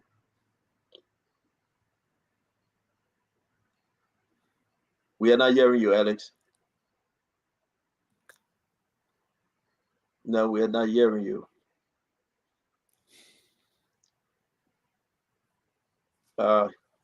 You want to go out and come back in? Just go out and come back in. I know you can hear me.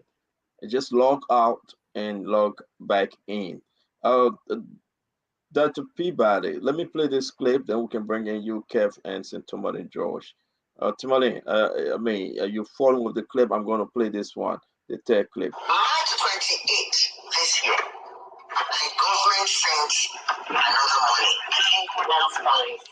I think maybe 1.6 million or something. I'm not very sure.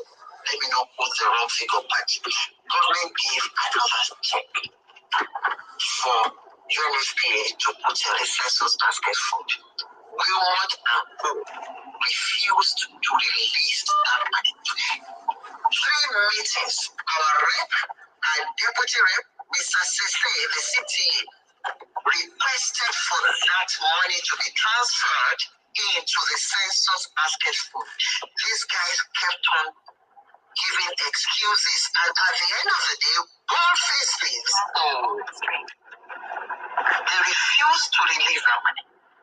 So it was when the UNFPA rep, the lady rep, she left just a while ago. She left about 2 weeks ago or so. It was when she now went all around the American embassy or the UN what is it called now?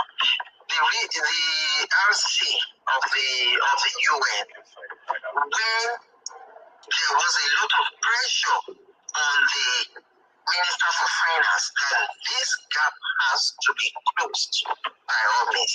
That was when the Minister for Let me pause this one. A pressure on the Minister of Finance, Finance Minister Samato. I think you were speaking to that. Your MOU meeting at the Furbiton, bringing everybody. But then she said that the American embassy, they were involved as well. Alex, what do you know about these different moving parts, Alex? Hey man, we're not hearing you, Alex. Do you have earpiece?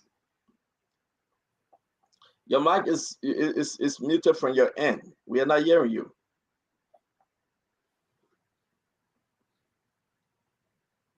No, it's not. While we have you on the screen, I think I can just call you. I think it will be better. I will just call you. Just 1 minute, Alex. Dr. McIntosh, let's send somebody ask this question. Then while you answer it, then I'll call Alex. Yeah, Dr. McIntosh. Okay. Let me ask you a question. If you are the minister, if you're the minister of finance today, in what's been going on, transpiring with this legit something, especially with this recording, with this the lady and so forth, what would have been your advice to your recommendation to the president or your action? What would you be saying today? What would you be saying after listening to this lady on this tape and hearing the issue that been going on with legit? What would be your recommendation to the president? What would be your action as a chairman of the board, as a minister of finance? What would be your action today? Okay. Is it okay now? Okay, you go. I'm sorry. I'm sorry. After that, McIntosh answer. Let me hear from Alex. Let me hear from Alex because his internet is in. Alex, you heard. Alex. Can you hear Yes, us? I'm here. All right, go ahead. Talk to us. Very clear. Yeah, so go ahead. You can address. You've been falling through. I mean, first thing I would like to pay homage to my professional father and mentor, Dr. McIntosh. I've been one person who have had the privilege, it's not a right, to have sat under his tutelage and have had limited opportunity to work with him on a limited number of activities or projects. So professionally, I would like to recognize that and pay homage to him. I would also like to say a big thank you to the Spoon family and all those who believe in the well-being of Liberia, and particularly those who want to see credible and reliable data gathered and collected for national development planning purposes. I mean, you cannot have any better person on the show tonight to talk about LAGES than Dr. McIntosh, who presided over the formation of LAGES as an institution, when LAGES as a division under the Ministry of Planning, specifically the Division of Statistics, was then transferred and reformed into now what we call the National Statistics Office, precisely LAGES. I mean, there was a question that was asked to Dr. McIntosh with regards to the time frame and as to whether it is feasible now that it has been adjusted from the 25th to the 7th. And I remember him talking about it depends, when you talk about that in economics. I have my first degree in economics. We economists would say ceteris paribus, holding all factor constant. When these things, when X, Y, and Z are held constant. But starting tonight, I will not comment on any recording. I will not discuss anything with regards to the issue of corruption. I have decided to come on this show to basically talk about the way forward for our country, precisely the census. Because at this stage in our national history, what is cardinal is about how we move our country forward. And so precisely, I will want to begin by just taking a backtrack at the activity that brought in Dr. McIntosh precisely when he was making reference to the issue about a bit of disagreement between the partners, precisely LAGES and that of UNFPA with regards to funds management and implementation activities of the census. So I have returned from school in 2020, early January, I can recall, to collect some data on my thesis. And then I was informed that there was this meeting at the Farmington Hotel between LAGES and UNFPA with regards to some stalemate that were occurring in terms of implementing the census activity. But before that, I know for a fact that there was a co-financing agreement signed between LAGES and UNFPA. Precisely, the DG signed that co-financing agreement on the 15th of May, 2019, that laid down certain rules and regulations for each party. And the basic reason why the co-financing agreement had to come into play, which I later understood, was that LAGES was previously audited and found having some discrepancies in terms of financial irregularities. And so the UNFPA and other donors who wanted to contribute to the census thought that LAGES did not have the level of credibility and independence and managerial skill to have managed the donor funds, and they were not secure about that. And so the only way they would have contributed to the census, it would have been a situation where UNFPA was the one managing the census basket fund. And so on the basis of that, a co-financing agreement has to be drawn out that clearly stipulated the government contribution towards the census, date and time those resources would have been made available, and how expenditure would have been done in terms of procurement and other related activities. And I remember after that co-financing agreement was signed, during the implementation, LAGIS as an institution was refusing to transfer the government contribution that was being given by the Ministry of Finance for the census, placed into the census account that was reactivated, the 2008 National Population Census account that was reactivated, and was domiciled at the EcoBank Liberia Limited. So what was happening was that the government of Liberia would remit census fund to LAGIS, and the checks will go to the central bank, gets cleared, and the resources will enter into the local account, which is the 2008 census account that was being reactivated for the purpose of the new census. And when that money enters into the account and checks have been cleared, as per the co-financing agreement, LAGIS' responsibility was to transfer those resources to the UNFPA Census Basket Fund. But then there were some challenges that the first 1 million that came to that account, only 700,000 went to the UNFPA Basket Fund. And LAGIS was not remitting the remaining 300,000. And so there was this back and forth argument, and LAGIS was then claiming that they needed to do some other activities that they need, for which they were keeping I'm sorry, Alex, and you know, we had the discussion. We are here now, Alex. We are where we are. Yeah, Today, so where we are, Stanton, to represent the Yonkwa, they have pushed the census to November 7th to begin as of the meeting this afternoon.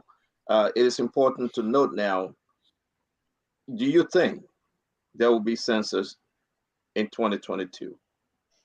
Okay, so to answer that question,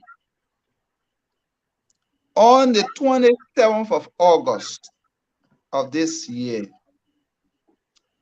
I wrote a technical note to the board of LAGIS and to my colleagues. And in that technical note, I informed my colleague that census wasn't feasible to be conducted in October. And I cataloged reasons as to why census wasn't feasible to be conducted in October. Number one, I said to my colleague and the board that in the sub-Saharan African country, if you can go and check the history, you cannot conduct census during the peak of the rainy season. And that the McIntosh and other people will tell you that. And that is because of the raw challenge that we have and the climatic condition. If you look at the meteorological data for Liberia for the past 30 years, you will be informed that September is the peak of rainy season in Liberia. And if you look at the meteorological prediction and data for Liberia for this year, September alone was estimated that a rainfall of over 296.33 millimeters of rain would have fallen in Liberia this year in October. In November, 176.67 millimeters of rain would have fallen. And if you ask anyone who studied climate or meteorological data, they will tell you that the rainfall of 130 millimeters is excessive. It's very huge. And so I advise my colleague that having to conduct the census at this time will be very impossible because there will be huge downpour of rain. Most of the country will be inaccessible. We did the patterns, we saw the experience we gathered. And so you should not conduct census in October 24th, on the 24th of October. Number two, there are three major characteristics of censuses all around the world that people must retain and uphold. One of those characteristics, which is cardinal, has to do with simultaneity. You must conduct census everywhere and at the same time. You cannot conduct census everywhere and at the same time when most of the country will be inaccessible. Now, what will happen in that situation? You will have undone coverage. When you have undone coverage, it means you will not cover the entire geographical landscape of Liberia. And if you're not able to cover the entire geographical landscape of Liberia that is required of census, it means you will have uncount the population. You will not be able to count everyone. If you are not able to count everyone, then the essence of the census is already, being missing. Because, for instance, you need the census data to set threshold. If you are not able to count everyone and you use such a data, what will happen is that you will do this service to certain counties and to certain population. Number two, in America, Europe, and other places where there are some undone coverage, you do what we call imputation on the basis of administrative data sources. For instance, in Europe, you have what we call the Central Population Registry. So you will look for what we call the life ability of a particular person. And most of these countries do what we call a de jure census. That is conducting census at the usual place of residence. In our case, in Africa and in Liberia, to be precise, we do de facto census. That is, we count you wherever we meet you on the census day or census night.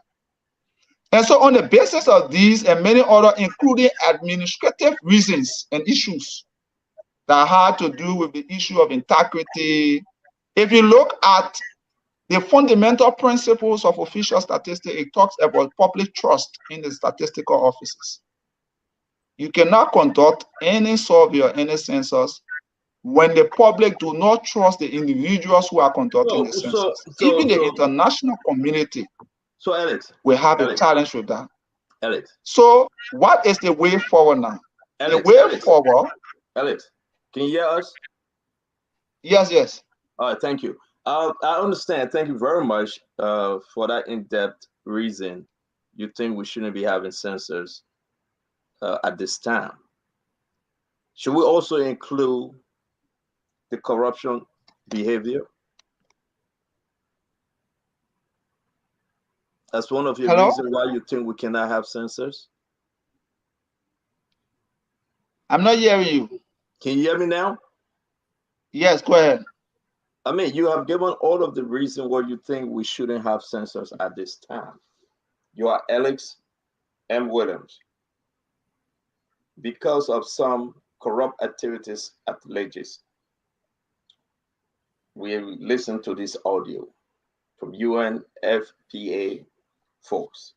Do you think there should be some of the reason why census should be postponed?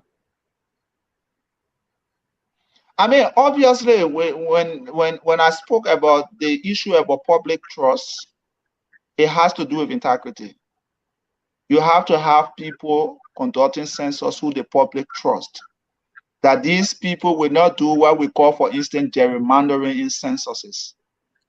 People have to be assured that those who are presiding over the census are people of high moral character, and that these people will not tamper with the data. And so when you have the issue of corruption hanging on your head, then it becomes a challenge. Alex, so let's get to the point. You, Alex, you've been very good in addressing this issue from different angles. Do you think Wilmer Smith is corrupt and he shouldn't be the one heading Legis to conduct census?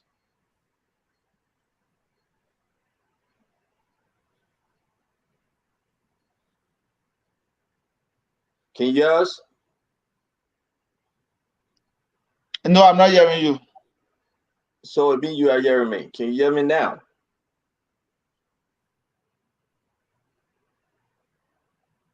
Alice, can you hear me now?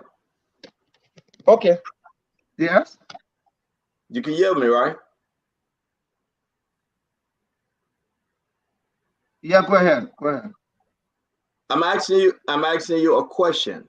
Yes. As it is now, Wilmer Smith, is he so corrupt at Legis, he and the other folks, that the Liberian people shouldn't entrust into the care the task of conducting census at this time? Do you think so? I mean, it is obvious that the Liberia Anti-Corruption Commission have investigated corruption allegation of Legis, and they have come up with a report that that has clearly stated that Mr. Smith, Mr. Lawrence George, and the rest of others was involved in some form of corruption. And like I said, one of the fundamental principles of official statistics calls for public trust. And the public cannot trust people who are involved in corruption. And that's the way I would want to answer that question. But like I said, I would not want to dwell on the issue of corruption tonight. I would want to look at how do we chart a new course. I understand, and to that's move the census why forward. we have Dr. McIntosh. You guys, we can chart the way forward, and we had Representative Larry yesterday on the show as well. We will talk about the future. We'll talk about better censor. But I'm asking you, you work with Wilmer Smith. You work with the rest of them. Are they so corrupt? Can you trust them to handle this censor? I mean, the answer will be obviously no. They cannot. They are not the unique agent and vehicle to conduct the census.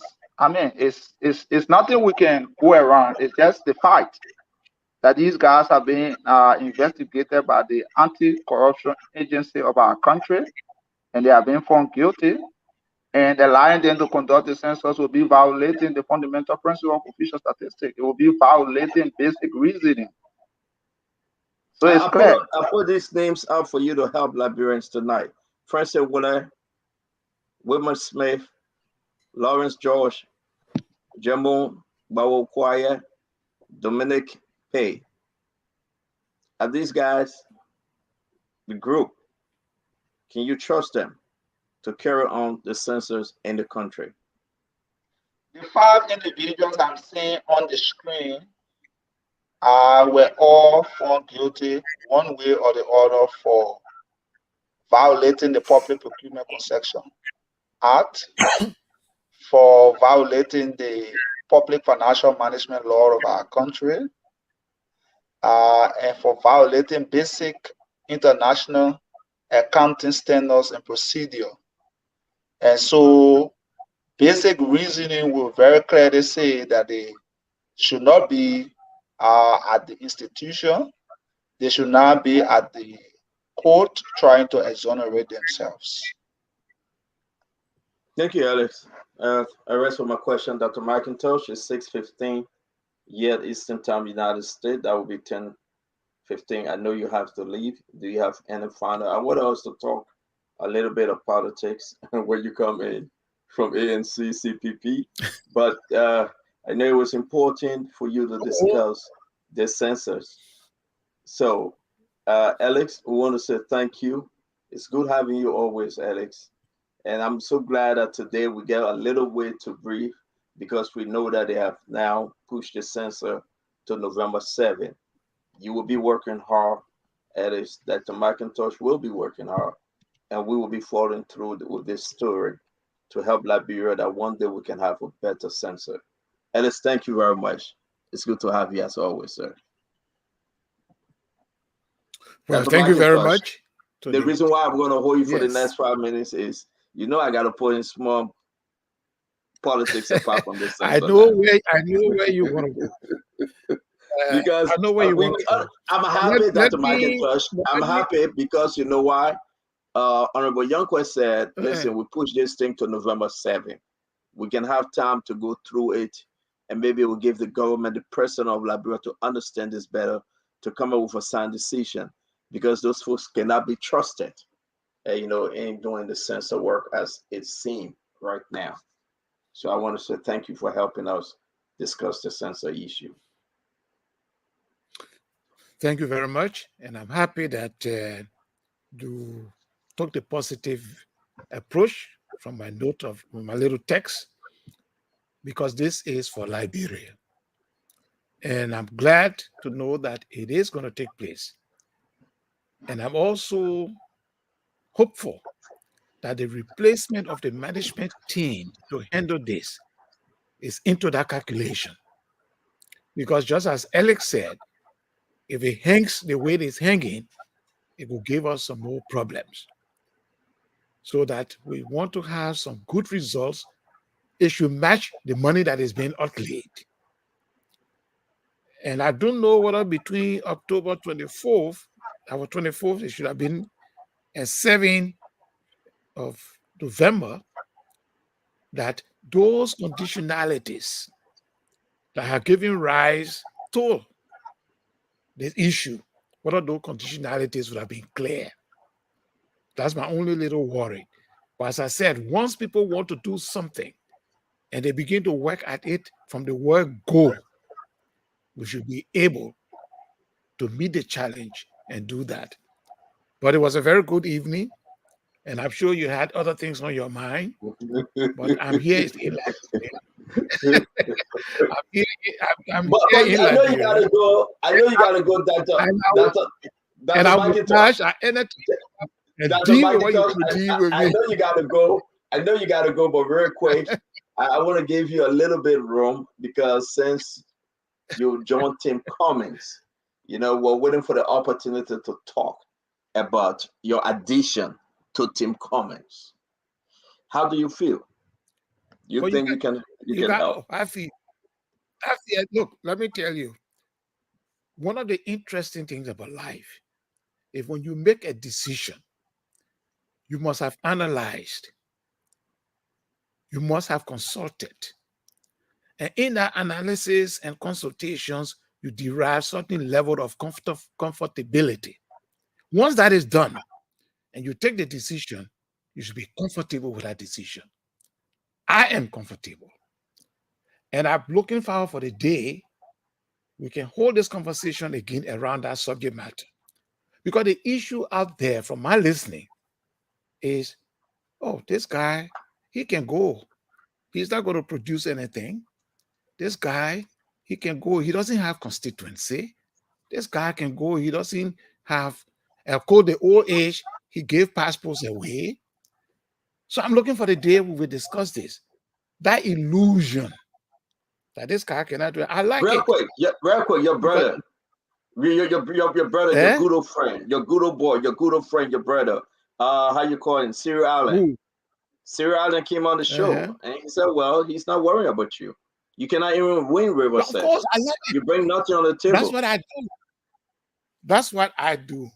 I like somebody to be elusive.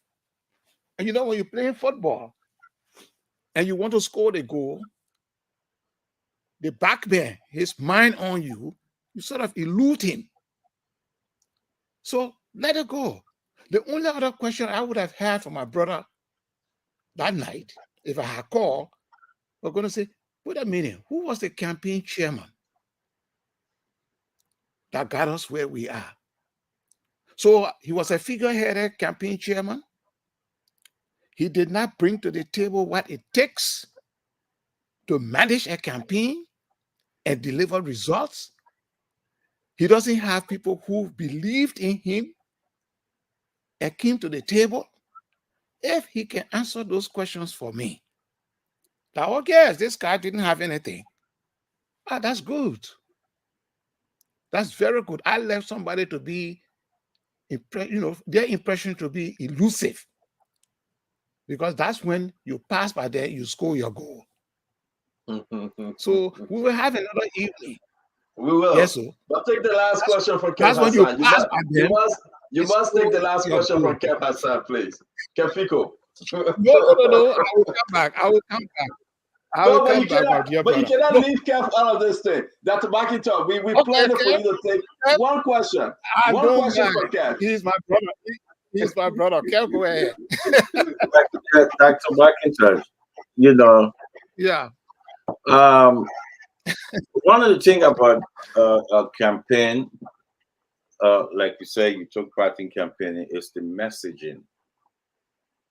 And if that message will represent how you look like, what you want to convey to the people, it shape your image and see how you can balance or how you can win the soul and minds of the people. Mr. Cummings, who you support now, he had a message that the ANC people think is consistent. That message, I am different. I'm the clean guy. I'm the nicest guy. I never took part in anything. You know, I don't want to deal with people who got stain, who has stain, you know. And his favorite quote, you know, Barack will say, "Fired up, ready to go." You know, every campaign have the slogan. He said, doing the same thing over and over, expecting different result. He's saying it. And now his team, including you, Dana Che, and others, who in the eyes of Mr. Cummings, they are unclean. You guys are unclean. And then he brought you guys into his team. Now you, Dana Che, and the rest of them, Louis Brown, you guys are the face of Cummings now, the face of that team. You guys are the big guys. And with his message about don't want to, you know, deal with the names of those guys who were there, and now he bringing you guys. Don't you think it's not consistent with his message, his messaging? Because there's a lot of division within that we know within the ANC of bringing you guys. A lot of ANC people in the dark, they complain to us. They say it's not good. But you know, we can call names. But they are saying you guys are taking over the party. That's not what they signed for. Mr. Cummings tried to address it, and he's saying we're going to meet Liberia where Liberia are right now. So he agreed that you guys' hands are not clean. Don't you think it's not consistent with Mr. Cummings' message, it being a hypocrite? First of all, you say we agree that you guys' hands are not clean. Yes, sir. Did I hear you say it? Yeah. So first, who are the we? Well, he's saying you said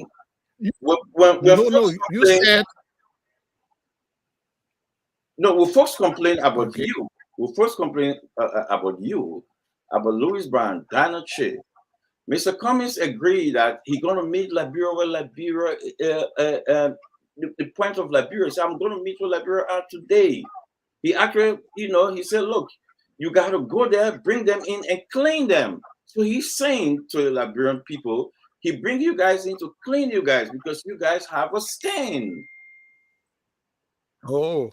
Yeah. So you are saying, he said, let me bring the unclean guys and I clean them. That's what you're saying? Yes. All right. That's what he said. So you are now saying, from his perspective, he sees Toga McIntosh unclean. Yes, sir. So he's going to bring him in to clean him. Yes, sir. I'm not sure you're quoting this. I'm sure you are quoting Mr. Cummings. Oh, well, we can play the tape if we have it. So put your statement another way. I don't think you are quoting. No, that's what he said. That's what he said. He's saying that. Let's go. Your point is, you say, he said, let me go for unclean Toga McIntosh and I clean him.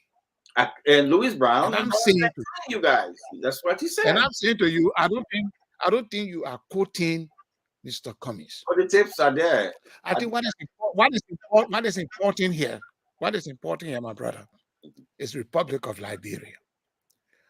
When I was in high school, I heard a sermon.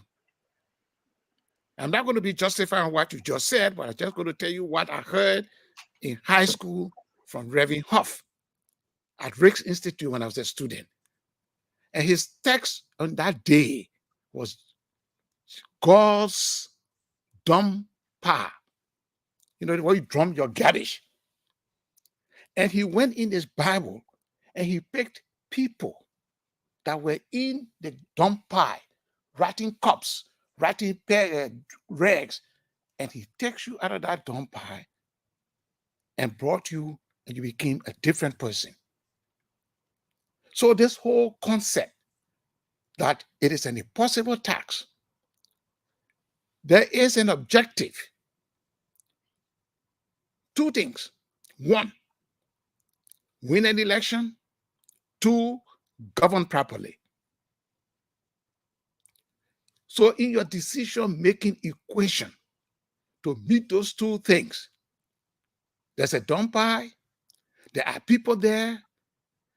All the comments today and all the discussion we'll be having, people have been saying Dr. McIntosh is a reservoir. He has that capacity. So maybe that was a mistake that we have done in this government. The mayor who was your campaign manager, who was the guy who practically put in more time and have constituted your platform, somebody who went out there daily, and he said, no, he's inconsequential in delivery. And so whether I breathe, I don't breathe, whether I'm alive, whether I'm in Monrovia, I'm not in Monrovia, is irrelevant. But now there's the same person, oh, this is the guy you heard Alex was saying, and I know Alex, and I know how he got involved in this whole census thing and what role I play to bring him to where he is today. But this man is unclean, this man is unprofessional, he doesn't have any constituency. A young man from Riverside gets out there on the national scene, gets there on the international scene, practically participate in every Riverside and Bassa Association matters. Go to the Bassa churches. I'm not involved in any other church. When I came from high school, I went straight into my Bassa church. And yet I don't have any constituency. Yet I don't know anybody. I heard Mr. Allen telling me I can't go to Riverside and even contest. Let him go to Riverside and ask about me. Let him go to Riverside and see my hand that works in Riverside. The decision to contest political job is personal. It's personal. I want to be a good professional technocrat. And that's what I've proven over the years. So I'm not perturbed. I think this particular matter, let those who have illusions about our capabilities, let them hold on to their illusions. My objective is Republic of Liberia moving to another phase. And that's what I intend to do, Brother Kev. That's exactly what I intend to do. I hope you come back. I hope you come back. Listen. I tell you, CEO, I don't want to get into this conversation tonight. No. I like that because you lay it out right there. And I want to say, with all the argument, the back and forth, I think I like the Bible example you gave. Yes. Jesus Christ only came to search in the dump pile. He only came to search and he in went the dump pile. And he got Saul out there. He like that. And he took all the filth. He took all the crazy folks. He took all the dirty folks. Yes. And he transformed them into the adults. The question of his is mission. The question Be is realistic. The question is, if there's a he didn't come for the righteous. You know, well, the person in dumper, if that dumper doesn't belong to you, that dumper. We want to say, we'll have that discussion. He went for the tax master. What a man named Matthew. He went there. Yeah. He went for And everybody Zacchaeus. said, you can't eat with this man. They said, you can't eat with this man. No, And you are nobody not make free. it. Come on, Dr. Sue, He went for, Dr. Come on now. he went for Peter. Preach, Dr. He went for McIntosh. Peter. Yes, sir. He went for But Peter I the know- Pastor, fisherman. That's all Steph. Steph put easily Dion now. He put Kevin Celine Dion. Also, but Dr. McIntosh, we want to say thank you. Dominic. I said, what's that called? Timothy, yeah, you need a go. I said there were Chanel. I said Joe. I said, that Jenny. Okay, I went in. Can't forget that one. Tony said, I said Joe. That's my area there. But But again, it was nice. It was really nice. I love It your was really nice. I Thank love you. your And I will story. always love listen your to you. story. Okay, my Thank you, brother. sir. It's always a delight to have you. Always a delight to have you. Thank you.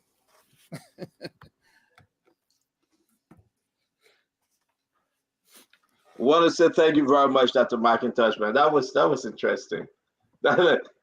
So to my George, they don't make you care. I know.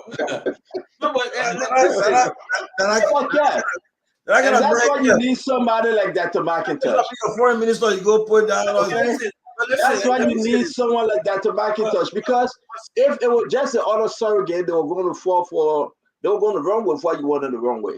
Exactly. But he just said that, Mr. Cummings, that what you, even if Mr. Cummings said right now, even Mr. Cummings said, I came just for the holders of the holders.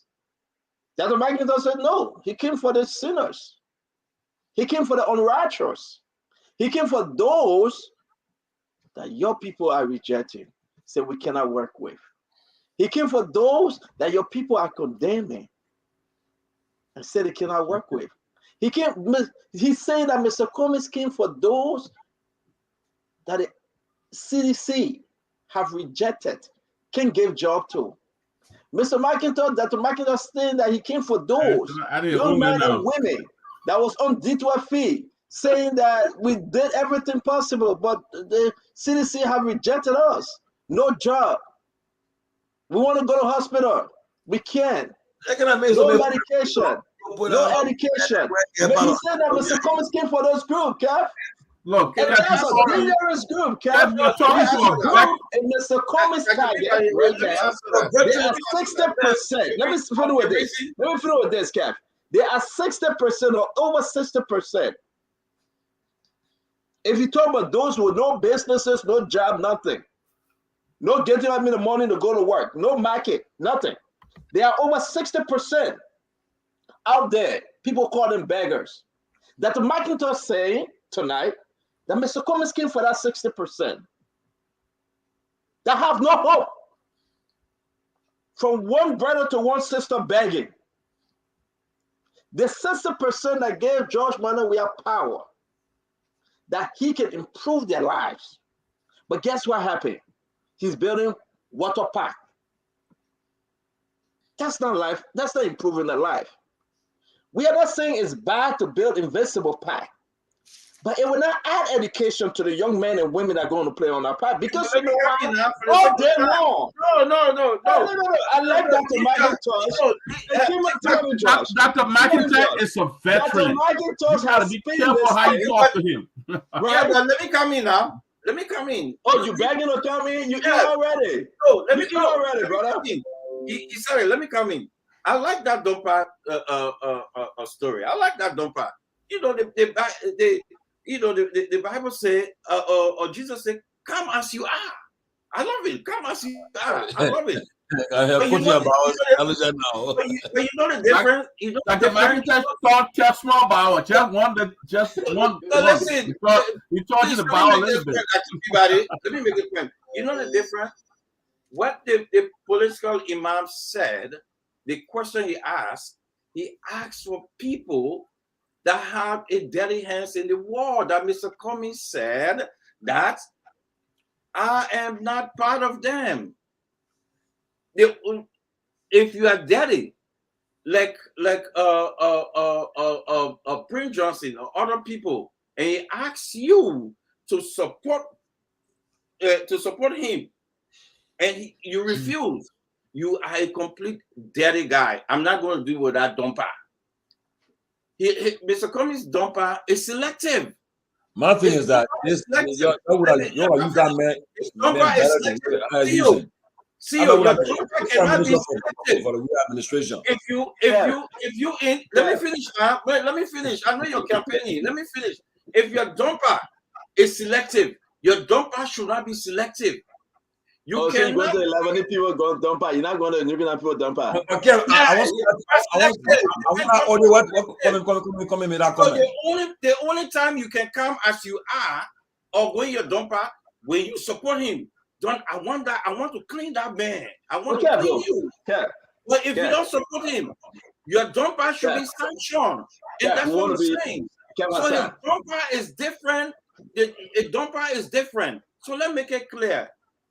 Otherwise, we come for everybody. But his dumper is selective. His dumper is selective. If you're not in that dumper, you don't. So don't do that spin. Listen to the question the political imam asked. There's a way in which Dr. McIntosh, Dr. Peabody, there's a way in which Dr. McIntosh answered this tonight, which is so convincing. Okay? Kev, well, if you said Mr. Cummings said it on the claim, Mr. Cummings said, I'm living from claim to daddy. You in America, you know how politics work. But the target, and what McIntosh just, and let me say this to you. But hold on, now, let me finish, brother. Let me finish now. I won't bring that to Peabody in. And yes, the issue here, though, for the remaining few minutes we got, Mr. Cummings to target and bring in Louis Brown and the rest of them, it wasn't pleasant to me, and I can say every day. I didn't like some of them being on Team Cummings. Will Cummings go back and remove them? No, that would be a political suicide. He can and he shouldn't. But he will live with it. But the target, Mr. Cummings' big target, is with those that have been rejected, neglected. No, let me finish. Let me finish.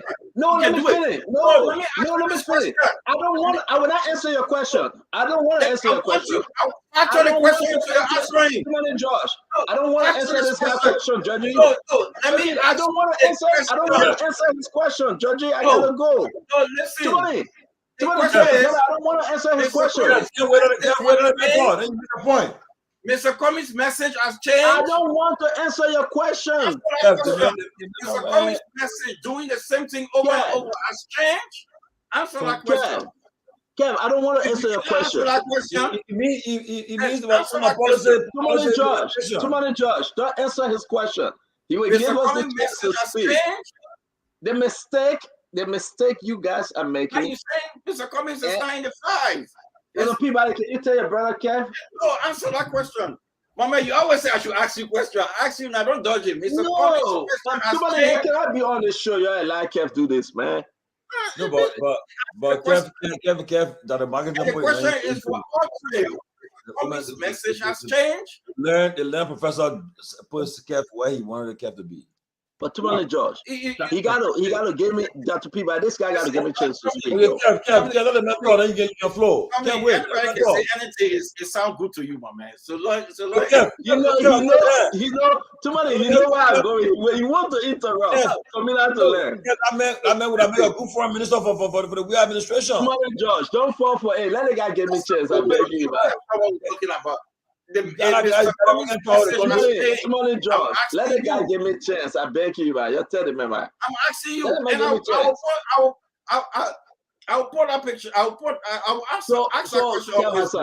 Mr. Cummings' message has changed. You want me to answer it? Kev, you want me to answer it? Do you want me to answer, right? I want to open the line for. Let's open the line for at least. Let's take 10 calls. You don't want me to talk. If Mr. Cummings' message has changed by George, you guys not being fair, man. let's open that line. Let's open the line for at least 10 calls. Let's ask. We'll talk about that memo that came from CDCO. Stop touching me Too on the many show. jobs.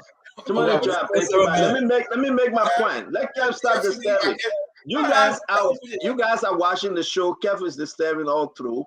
We're going to mute him and put it in the back. Actually, you said But let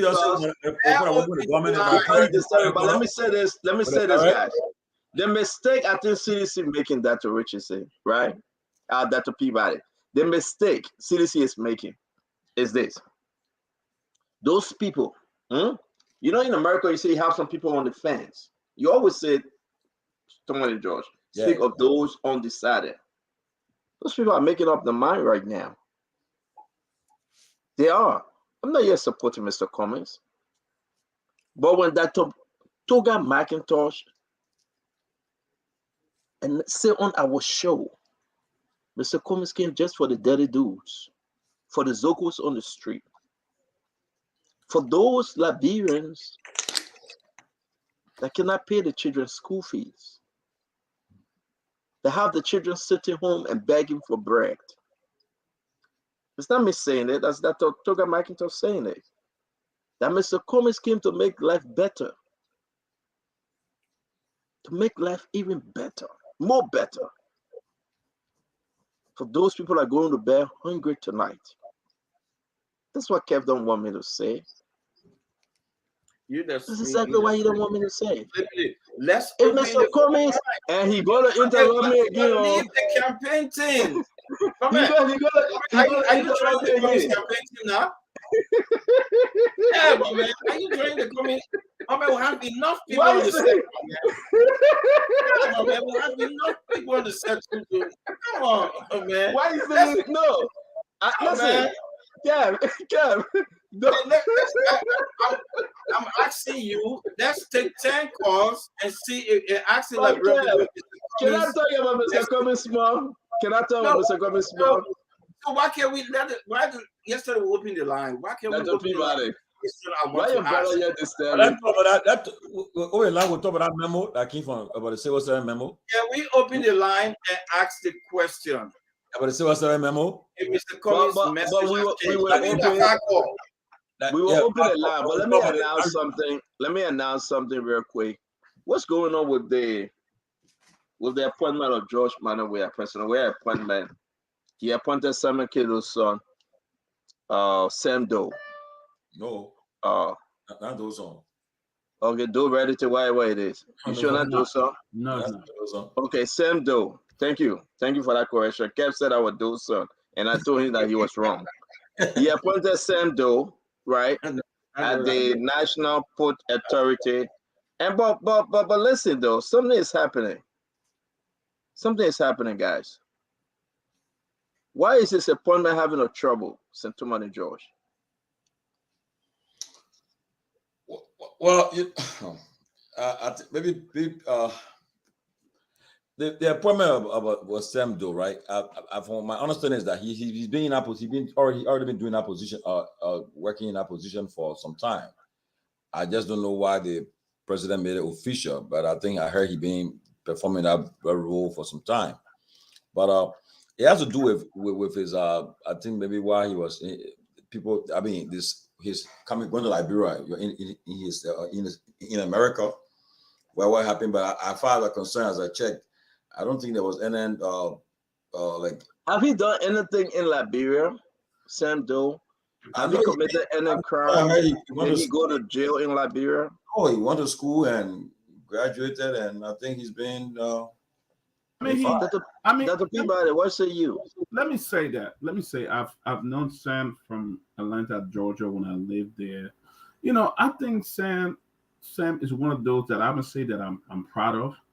Sam, I mean, everybody make mistakes. I don't know what crime he ever committed. I've never heard of a crime he committed stuff. But this young man went back home, turned his life around, went to college, got a degree, and now he's working. When will people get the chance to a second chance? Even in America, people who make mistakes get a second chance. Deputy Managing Director for Operation. You know, this was on the front page newspaper. I'm telling Let you. me say this. Kev, let me say this. Kev, I will get yourself this story. Front page newspaper saying they have gathered that the newly appointed Deputy Managing Director of Operation at the National Port Authority, Sam Doe, is a fugitive from the United States of America who was reportedly wanted for fraud and drugs. I don't know. Maybe Front Page got their story, they got the evidence. But what I know about Sam, he went back home. I don't know why he went back, but what I know, he put his life together. He went back to school. He graduated. Yeah, but he started working. I mean, so. Let me say my piece on this. Dr. Peabody, for those Liberians. People should be given the opportunity. I'm proud of people who go back. The guy whose position he took, that guy was the former Citizens USA chairman, Chris Wisner. I think he hasn't been well. Chris Wisner is sick, but I think Sam might be in that position. But I think as much as I would say this, let's just be fair. Sam Doe appointment, okay. We always try to give people second chances, man. I don't think it should be a problem. Exactly. Crime committed in America. We have people that are serving as representative in Liberia. They were given a second chance. The chances given to folks out there, I can tell you tonight, some of them are doing a better job. People make a mistake to earn this humor. I think for folks to come out and beat on Sam Doe, I don't know him, never met him. My question to some of them, I said, but what did he do? Have he committed any crime in Liberia? Were he in jail in Liberia? Where he was working? I mean, his job performance, was it up to par? Did he do something wrong? So I think it's a good way the president going to try him, give him the position. And if those in the authority see fit, when you go for confirmation, they should confirm him. If they know anything that we don't know, then they shouldn't confirm him. But as much as I can say, I believe everyone deserves another chance in life. And I think I will not beat on Sam Doe. I will not beat on the president. And I think at this time, this very time, we should always consider to hurt is human, to forgive is divine. I should give you another chance. You should give me another chance. Well said. And I'm not going to beat on him. Well said. Well, I don't think that position in question is a position for Senate confirmation. No, they got to also be brought before the board. Oh, the board have to confirm. Okay. The board have to approve. The board have to do their thing. So I think we'll wait, and because I know myself, I've been getting messages, a lot of messages concerning the appointment and so forth. But if any party have problem, they will carry it to the board, and the board will be the one to they have any concern about him. The board will be the one to say, well, let me announce it. I spoke to one of the board members today, and after I received the information. And I asked them, I said, what's your concern? No, I didn't speak to Buster. All right, stop calling the name back.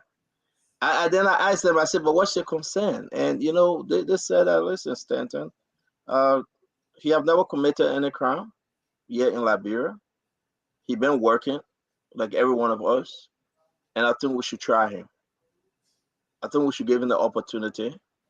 And when it is all said and done, if he do what is wrong, he will be exposed, like many of them. So I think it is accurate to say, let's give him an opportunity. So we'll give Women Smith a second chance too, right? Women Smith? That's a good question you're asking. We can give him, let me say this. Everything Women Smith did in America, right? Crime he committed, President Weah gave him the chance. A second chance. He went to Liberia, he worked, and he just cannot leave his corrupt behavior. So that's a different case with Wilmer Smith. I appreciate the president, and to give people the chance to say, come and prove yourself. You made a mistake in life. Let's try you again. But when you let the president down, when you fail the president, then you must go And that's what we are saying. The government gave Wilmer Smith a chance. And I'm going to tell you something about this. President we have given a lot of folks reason for them to redeem themselves. But because of his kindness, they are stepping over him. Because of his kindness, they are doing what they're doing best because you know what? They feel he won't do anything. He's so kind. And that would be detrimental to his re-election. You raise a good point. You raise a good point. But you know, nowadays, with the age of technology and social media, back in the days, the president would nominate someone and the person would just get a free confirmation and so forth. But if this any position now is for confirmation, one thing I can say, Liberian people they'll come up with the dossier on whoever is being nominated for that opposition, come up with it and send it. And we saw with this guy Zule Zo, you saw what happened. They had lots of stuff on him, came up with it. And but they're RIA got too. Darlington. So people will come up with that stuff again. If you come clean, if you come clean, they come with an issue on you, they got it on you, they bring it on you, and then go for it. Yeah, but too many. That is very true, and that's what I'm saying. We don't know what evidence Frank Pena had, but I'm speaking to this guy went back home. Okay, so even if you go back home, the only place that could give him another opportunity is his country. Okay, he went back home. He became a productive citizen. He went to college. He graduated. He's been working there for years. So give me a second chance. If there's something out there that should prevent him, then you bring it out and show it. If you got nothing, then why you say all these kind of things? I believe people should have a second chance. I believe that, and I think Sam deserves it. And I think I don't know Sam. I never met him, but I think it will be important to give him the time that he work. If this guy is a role, he will steal again. If that's what he does best, it will be shown and proven. So let's just give him the chance that he work. And I think we'll see how for the president to try him, that's a good thing on the president part. I appreciate it and I applaud that. But Wilmer Smith, no, don't even give him 10-4. He's done. No, you can't come in, man. Leave us alone, man. Yeah, man. No, but the guy, Kevin know the guy, so he can't talk much. He know the guy, so he can't talk much. Let me say this to you. Let me say this. Tommy, it's not friendship or football game we're playing here. Oh, but in our friendship, our friendship one that then he goes to that one appointment, our friendship appointment. Let me say that. You won't, don't say that one. Yeah, but how you say the appointment at a friendship appointment? Why would you say that to me? So because Joe the man went to school, the man is qualified. Let me go in. That's the reason. Somebody want that anybody cannot come in smart place. Go ahead. You know, that's the reason. What when the people take out glasses, he can be looking different though. You want to take it out again? That's the reason, right? That's the reason. Probably, maybe Tomlin feel like president friends, so they should not get a president job. Don't say that. I got to tell you to stop it. Yeah, you know what we're gonna issue up? You're very sedition and they want to complain, they want to happy. Hey, come on, lead a team, my man. We finished lead a team, man. How many people run behind one person job in Liberia? When you appoint somebody, 10 or 20 or 100 people will complain because they think they want that job. The areas of hate. Sedition. Let me go. Let me go in now, man. Let me go in. But listen. The thing is that somebody dumper is a different dumper for you. That's why I call it a selective dumper. You know, because a certain dumper. Oh no, they should jail that person. Oh, this person, they should do this to this person. And I don't think that right for us to do. You know, I think that, you know, everybody deserves a second chance. But let me say this, CEO, then move on. You know, there's something and happen. I don't know if CEO can listen. I don't know if the guys there. McGill, he went out of the country. He came today. There's a huge welcome at the airport for him from McGibby citizens. It shows something. So I think we should have it. I think I sent it at the guys in. I would like for us to play it, and I hope that we have a few calls so they can see it. So CEO, can you guys play that McGill arrival? And there's a song out for McGill also. But play the song. You got the song. Play the song. No, they play from the studio. I can play from the studio. Those guys, I think I sent it to. They should have it in queue. Then they play the video when McGill arrived at the airport. Yeah. Okay, Kev. Why you jam all like this, my man?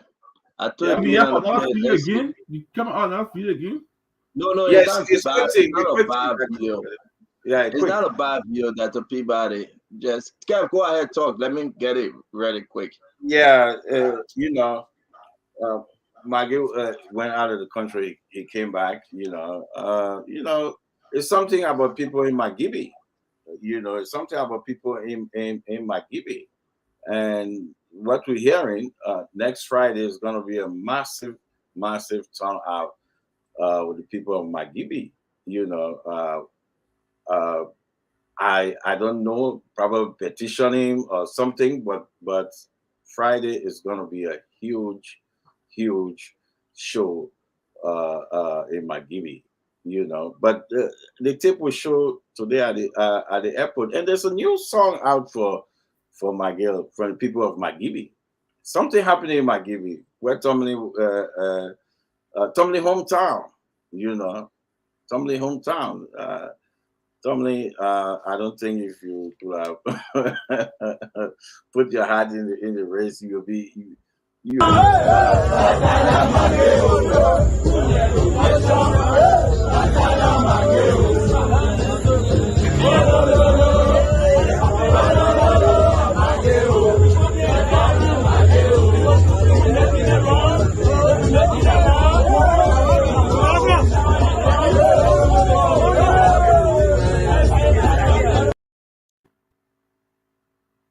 That's the airport. So what happened over there, Kev? What was happening? Yeah, my he went out of the country. He came back today. Rising, huge welcome at the airport. There's something going on in McGibby. There's a tsunami going on in McGibby. That I don't know if people will ever see this kind again, or ever seen this kind in McGibby. But something going on in McGibby. And next Friday, McGibby will be it will be a lockdown. So people should get ready in McGibby. But it's just a welcome today. Just imagine he came down the airport up in noon to McGibby. The whole place was just packed. The whole place was just packed. I don't know why, but the Liberian people.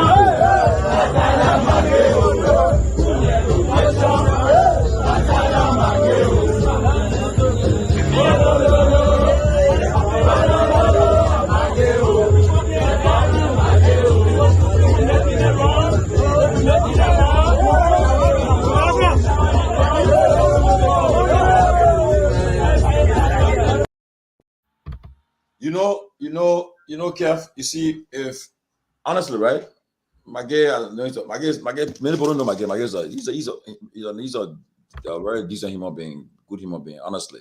You forget about the politics and everything. But if I were advising McGill, I would have made a quiet visit, come back to the country quietly. That's not, uptake is not good, honestly, not a good thing.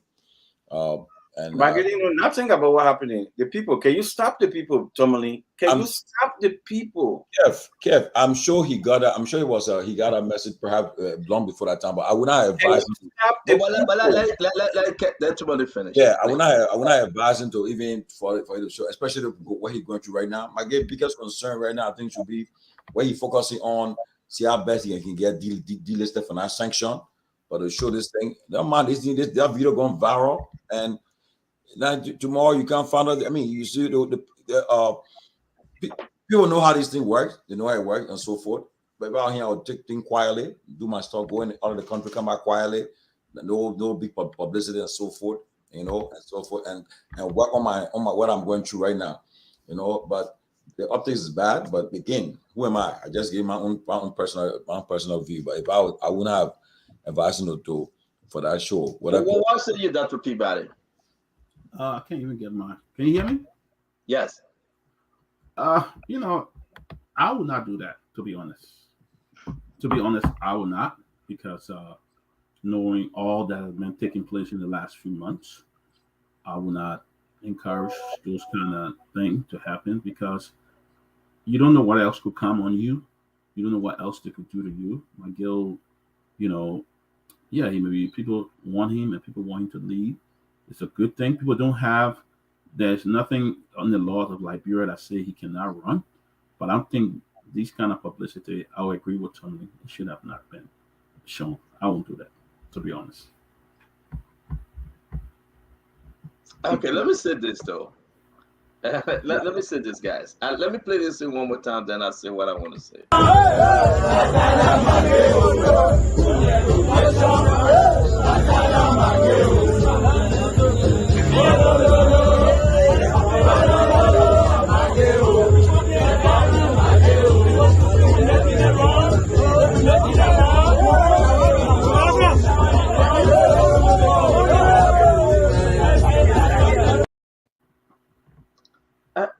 So to my name, Dr. Peabody, I would say I think you guys are wrong. I seriously, I just think you guys are wrong. I think it is important. There's nothing in our Constitution except wherein they amend the Constitution and say McGill shouldn't run, or they should remove Vonnie Sherman, Prince Ward Johnson, Bill Towers shouldn't run, Seaforth shouldn't run. But if it is given, as per our Constitution, that they are allowed to run, the election law gave them all green light to run. For the people, there's nothing that bars him. But let me finish now, Dr. Peabody. For the people to come over and appreciate somebody in that gathering, somebody in that crowd appreciate Nathaniel McGill for what he has done for them.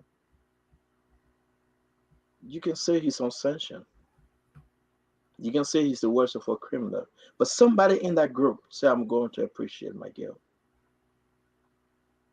I think the people of McGibby, if McGill make up his mind and accept the petition, whether Bone County, McGibby, or Buffalo, wherever, most likely it will be in McGibby. And he launched a massive campaign. And McGill have given back to the community, to that county, to that people, to those individuals. It's election time. And there's nothing to stop. We saw the American from the United States Embassy saying, Liberia have our own constitution. The sanction is about America on McGill. The people must decide. But what took place at the airport, that's powerful. That's appreciation. And if McGill get out, as I'm hearing on the 28th, next week, Friday of October, whether he's going to accept the petition, whether he's just going for a ride or a stroll, or just going to visit Smendotis, the airport, Femiton, Firestone, and be seen out there on the good sunny day, I think it's important. McGill shouldn't be the Liberian people enemy, the worst of worst enemy. McGill shouldn't be the Liberian people that he should stay home because of sanction. Now he's on time out. He shouldn't talk. He shouldn't speak. Oh no, he's no better Liberian now than others. We shouldn't subject ourselves to that mindset that he's on sanction. He should be shut down. He should be quiet, period. Okay. The president suspended him. He resigned. It is in the best interest of the Liberian people to speak up and exercise the constitutional right as to whether or not they want McGill to be the senator. Okay. But for them to appreciate him as he arrived, because folks were going around and say, oh, he couldn't even travel outside of the country. That was a lie. Cephas, he was in Europe. But I will say this, guys. What you are saying, your opinion is granted. But I think, and I do believe, as Maggie fight to be delisted, to prove himself innocent, shouldn't stop. If he needs to give, he should give more. If he needs to go and lobby for scholarship, it's time now for him to do it even more. For our dying brothers and sisters that are trying to go to school. If he needs to feed the hunger, he should feed them even more. If he needs to visit folks in the hospital, he should do it even more. At this time, he should do more than what he did. I'm not saying people say he steal. There is no room now to negotiate. He's not in the government. If it is true that he stole, no. But he should use his talent, what is about him, to engage the people of Liberia, especially the country he want to run through, to sit down with them, to listen to them, to talk to them, to give them hope again. But there's no hope. And I think what happened today was good. Yes, you. I mean, like your points, okay. But the thing is this though.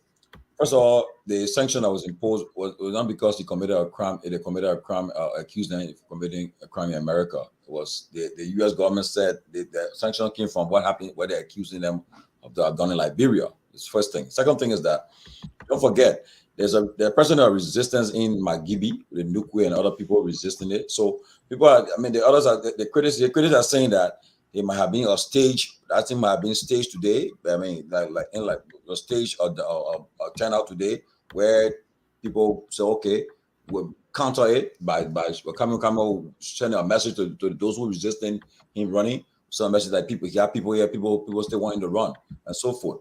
And lastly, is that the sanction issue is not a. Only time you can travel the country is a UN travel ban upon you. But if U.S. sanction does not stop you from traveling out of the country, okay? You can travel the country, but on a UN sanction, that when you the travel ban, then when they can say, well, you got to seek permission. So they can travel the country. But the thing is that, like I said, people I said to, the present situation right now, where people are even expecting to say there will be more sanction coming. I would not want to create. So when do you expect Maggie to speak? Huh? When should he speak? When should he speak? Yeah, when should he socialize? When do you want him to get out there? He should never. Well, he's pursuing his. He said he want to run for a position, and on our laws, he's free to run. Okay, but if that is the case, I'm asking a question. Yeah. Why you don't want folks to go at the airport to appreciate him though? I'm not stopping there. I'm saying that if I were him, I would not even encourage it, because right now, don't forget, there's a man who was the most powerful cabinet minister a few months ago. Why you don't want to encourage it? Because the optics just don't show that. Hold on a minute. What he's been accused of, they're taking this serious or taking it very serious. He should go hang himself for you to know that he's taking it serious. Yeah, hang he should himself. commit suicide. No. You want him to sit home crying and put ashes on his face? But you know something? As I said, let's be serious. No, I beg you, sit tomorrow. We're having a serious conversation. Yeah, but I would not. Let me serious. I mean, you understand this? What happened right now in the country? Everybody accusing they accuse three top officials of government. The president closest confidant were accused. He's the president closest confidant. He was accused of. But it's too many. This is what I would expect the Liberian people to do, and folks from Magibi. They should reject him. Well, I mean, I'm not talking about. This is what I expect. If everyone in Liberia feel within themselves, like I would express myself, right? Anyone that is so corrupt in the system, try to put their hat in the race. We should speak up and say, you know what? Let them run, but reject them. Because there's nothing in our Constitution telling us to stop them from running. Exactly. There's nothing in our Constitution telling us that they should stay home and be quiet. We are all Liberians. And at the end of the day, if I don't want them, if I will not exercise my right as a Liberian to go ahead and say I'm going to vote to make Maggie senator, it's good. If I vote to make Maggie senator, that's my right.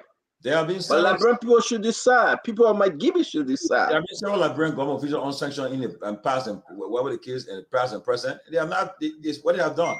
They are handling their business quietly. They're not being in the But public. you see, let me come in, my But brother. I'm See, let confused me when you come in. said that. Yeah, but see, let me Sentiment, come in. I agree with. Listen, you, my brother, on the show would disagree, and people will take their own opinion. This is what make our show so unique.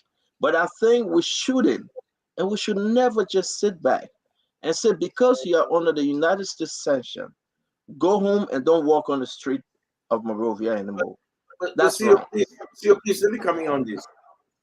Few minutes ago, we were talking about a senator, right, on this religious thing, who championed on this religious thing. We're talking about Vanny Sherman, right? Where were Tomlin with Vanny Sherman then running and going around? Where was Tomlin saying all those things? You see the reason why we're talking about they being selective in their own dumper? When it comes to people who are on sanction, who are on the opposition side, they want them to run. They support them. They dance with them. They eat with them. But when it comes to the other side, no, your own dumper are not good. What are you talking to? That's being selective. But I need clarity. What are you talking? That people who are on sanction, there right now, on the opposition side, you can never hear my brother Tomlin calling that name. Give me one of them. You understand? Give me one person. He's not calling Vanny Sherman name. He's not calling. I beg you, man. You can't. I want to. You understand? But he want him to run. Me? For what? Me? Vanny Sherman? I began mentioning. He said, "My should go sit down." But Vanny Sherman, Vanny Sherman should champion this latest thing. I want Vanny Sherman to be out of the Senate today. Vanny Sherman. I mean, the man say he want Vanny Sherman to be out of this thing. What you still talking about? The man say he want Vanny Sherman to be out of Senate. Then he still talking again. Vanny Sherman went.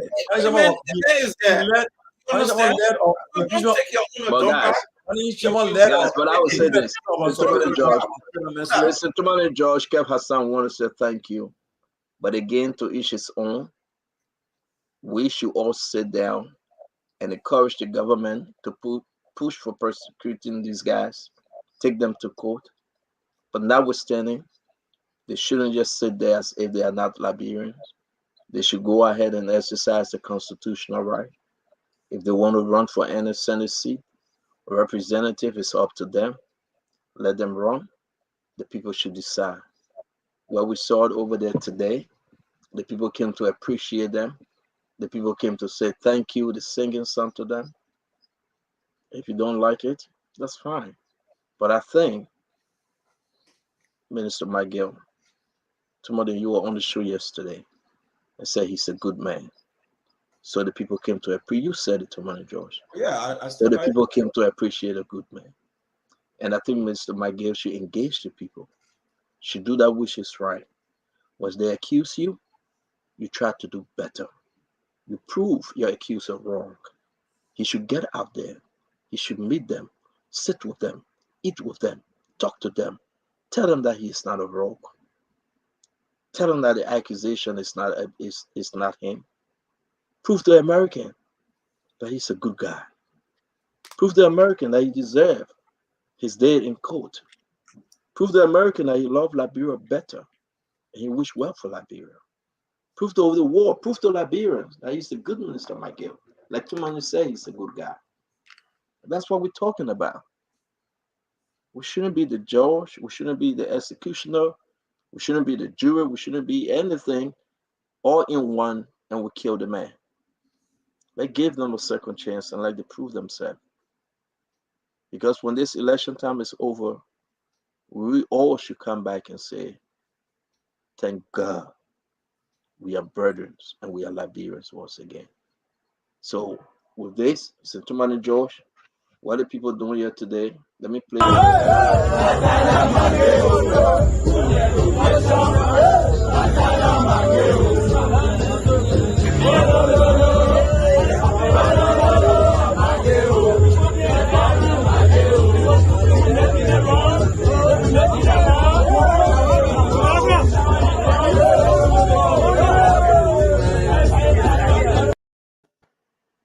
So let me wish a happy birthday to my dear older sister. We call our mom, Cecilia Tumani.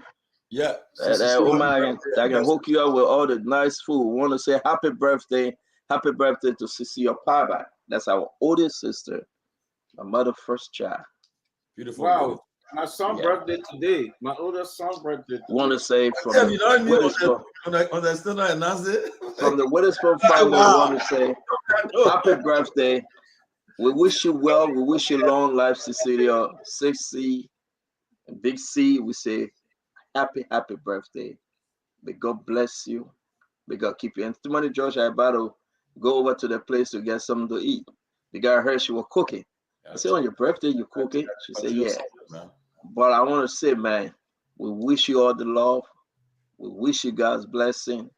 We wish you the love of Christ. And we say thank you for being, I mean, stay well. the best older sister in the world. You know, the one that know how to keep all your secret. Yeah, she's a very Somebody, nice. you know what I'm talking about, right? She's very nice. Very nice. And guess what happened? Today is her grandson's birthday. They call him Mr. Pava. You know, 1 year old, man. They call him Mr. Pava. Both of them celebrating a birthday today. I always call him my jacket chin. You know, when I look at him, but listen, look. He said he's a Muslim man. You see him? Oh. Yeah, and mom is, you know, my niece is Muslim. So he's a Muslim man. And he's celebrating his birthday. Hey, I love it. I love his picture. Yeah. I tell you, that's why among all the photos I put this one up, because he look real handsome on this one though. Yeah, but he got no hair. He looked like Jacket Chin, you know. I tell you, he's so high-headed. But want to wish, they call him Mr. Paba. Yeah, Mohammed Paba. Want to wish him, young man. Yeah, that's a Muslim man, Muslim name, Paba. Want to say happy birthday, 1 year old. Okay, I forgot about his son's birthday. You got okay, how you forget? Okay, you send picture for your son? I decided to put my children picture. Yeah, I know that. Can we in that same thing as how, because Allah do not allow me to put my children, but you know, my niece. Yeah, yeah. Look at somebody say, somebody telling me that my nephew look like me. Do you think we look alike though? Somebody, Josh, what you think? Yeah, that became him some bad way, man. But look, do you think he look like me? If you say he handsome, then I handsome. But you say that I ugly?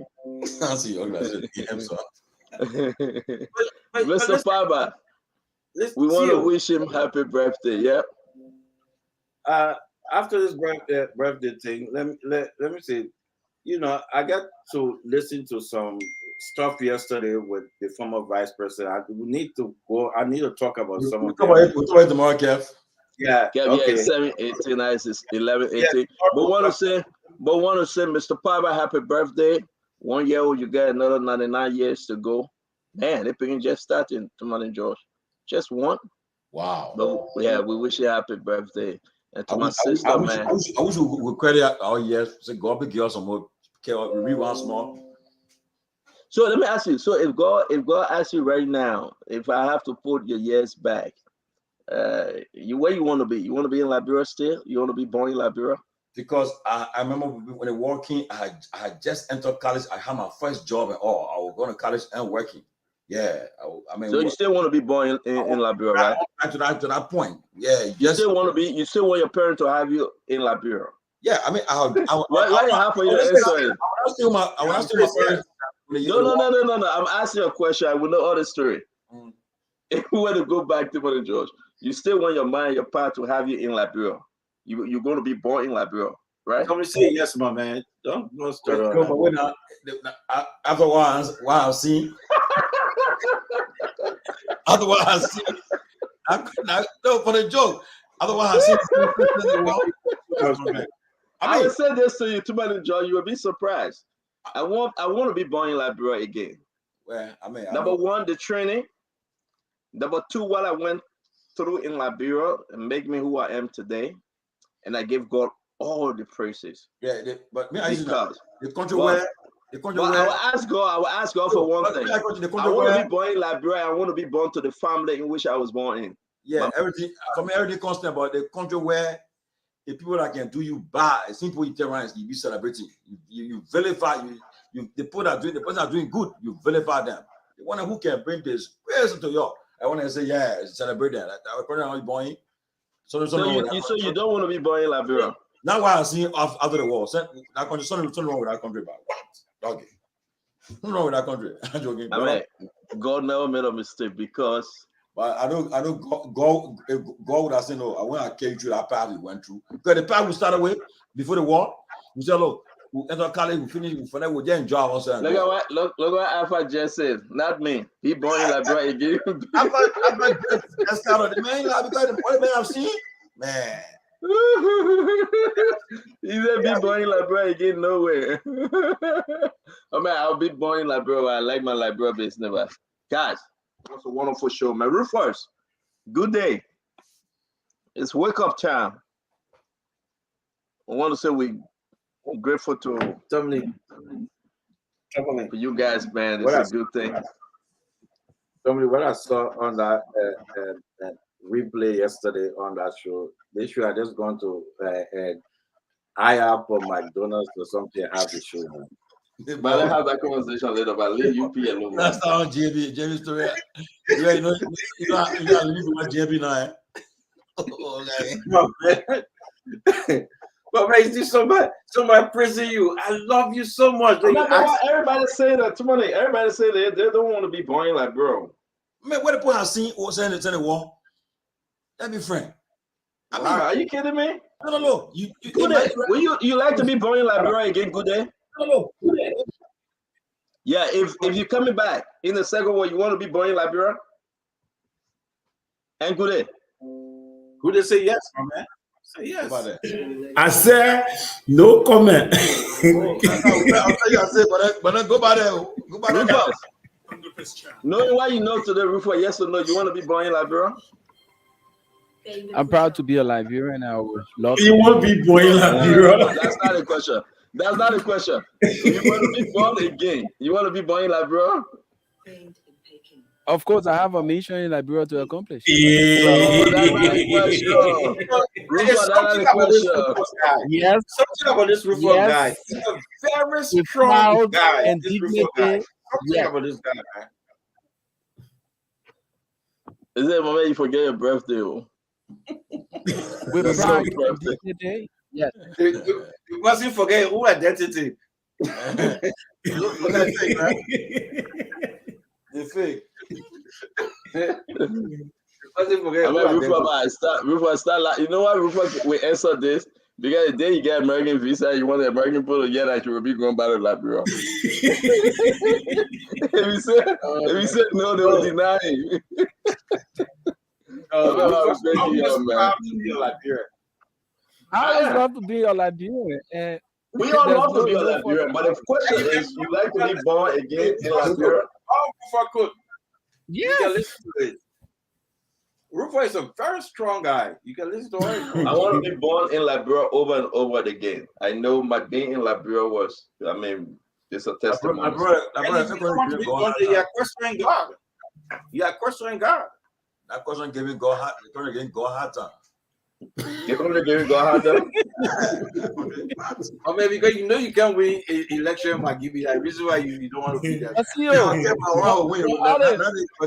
all the good people be born in the Western world, how will Liberia be transformed? Yeah, man, move Liberia from the map. Your country. We think our country taking care of the country good. So, I mean, can you imagine? 107, how many more years? 175 years. But let me answer real quick. For those that are on the radio land, the prime minister resigned after 44 days. What? After 44 days, man, the tension too high. The woman said, "No, I'm out of here." But the woman, my mom said, "I'm not a quitter." In less than 2 hours, she quit. In less than 6 weeks. Since they did that Brexit, that thing that the Brexit. They're giving them a hard time though. Yeah, Brexit gave it a tough time. You see, Kev, your answer for your sister. You see what she said? You like to be born in Sierra Leone. Again. Yes. Yes, Tula. Look at Afro there now. You remember when you left us and went there? Yeah, but guys, you have a wonderful evening, man. You have a good night. Thank you, Rufus. Thank you, James. Good night, guys.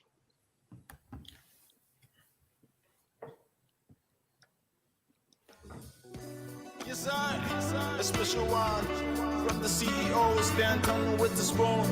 And your boy, Friday the Southern Band. George James on the beat. In union, strong sources is show we've got above our rights to prove we over or prevail. With hats and hands, our country cause defending. We meet the foe with valor and pretending. It was wonderful being here as your sound coordinator. To see you and the rest of the team took you on an interesting discussion. Key on national interest. The invitation is yours to join the team, God willing, on tomorrow for another fascinating time of discussion. James Good Day Flomo is in Europe, and I'm in Liberia. Together we say, have yourselves a wonderful and God bless night. Bye-bye on the program, Spoon Talk. You want to get a news update, my brother, Tunto Spoon.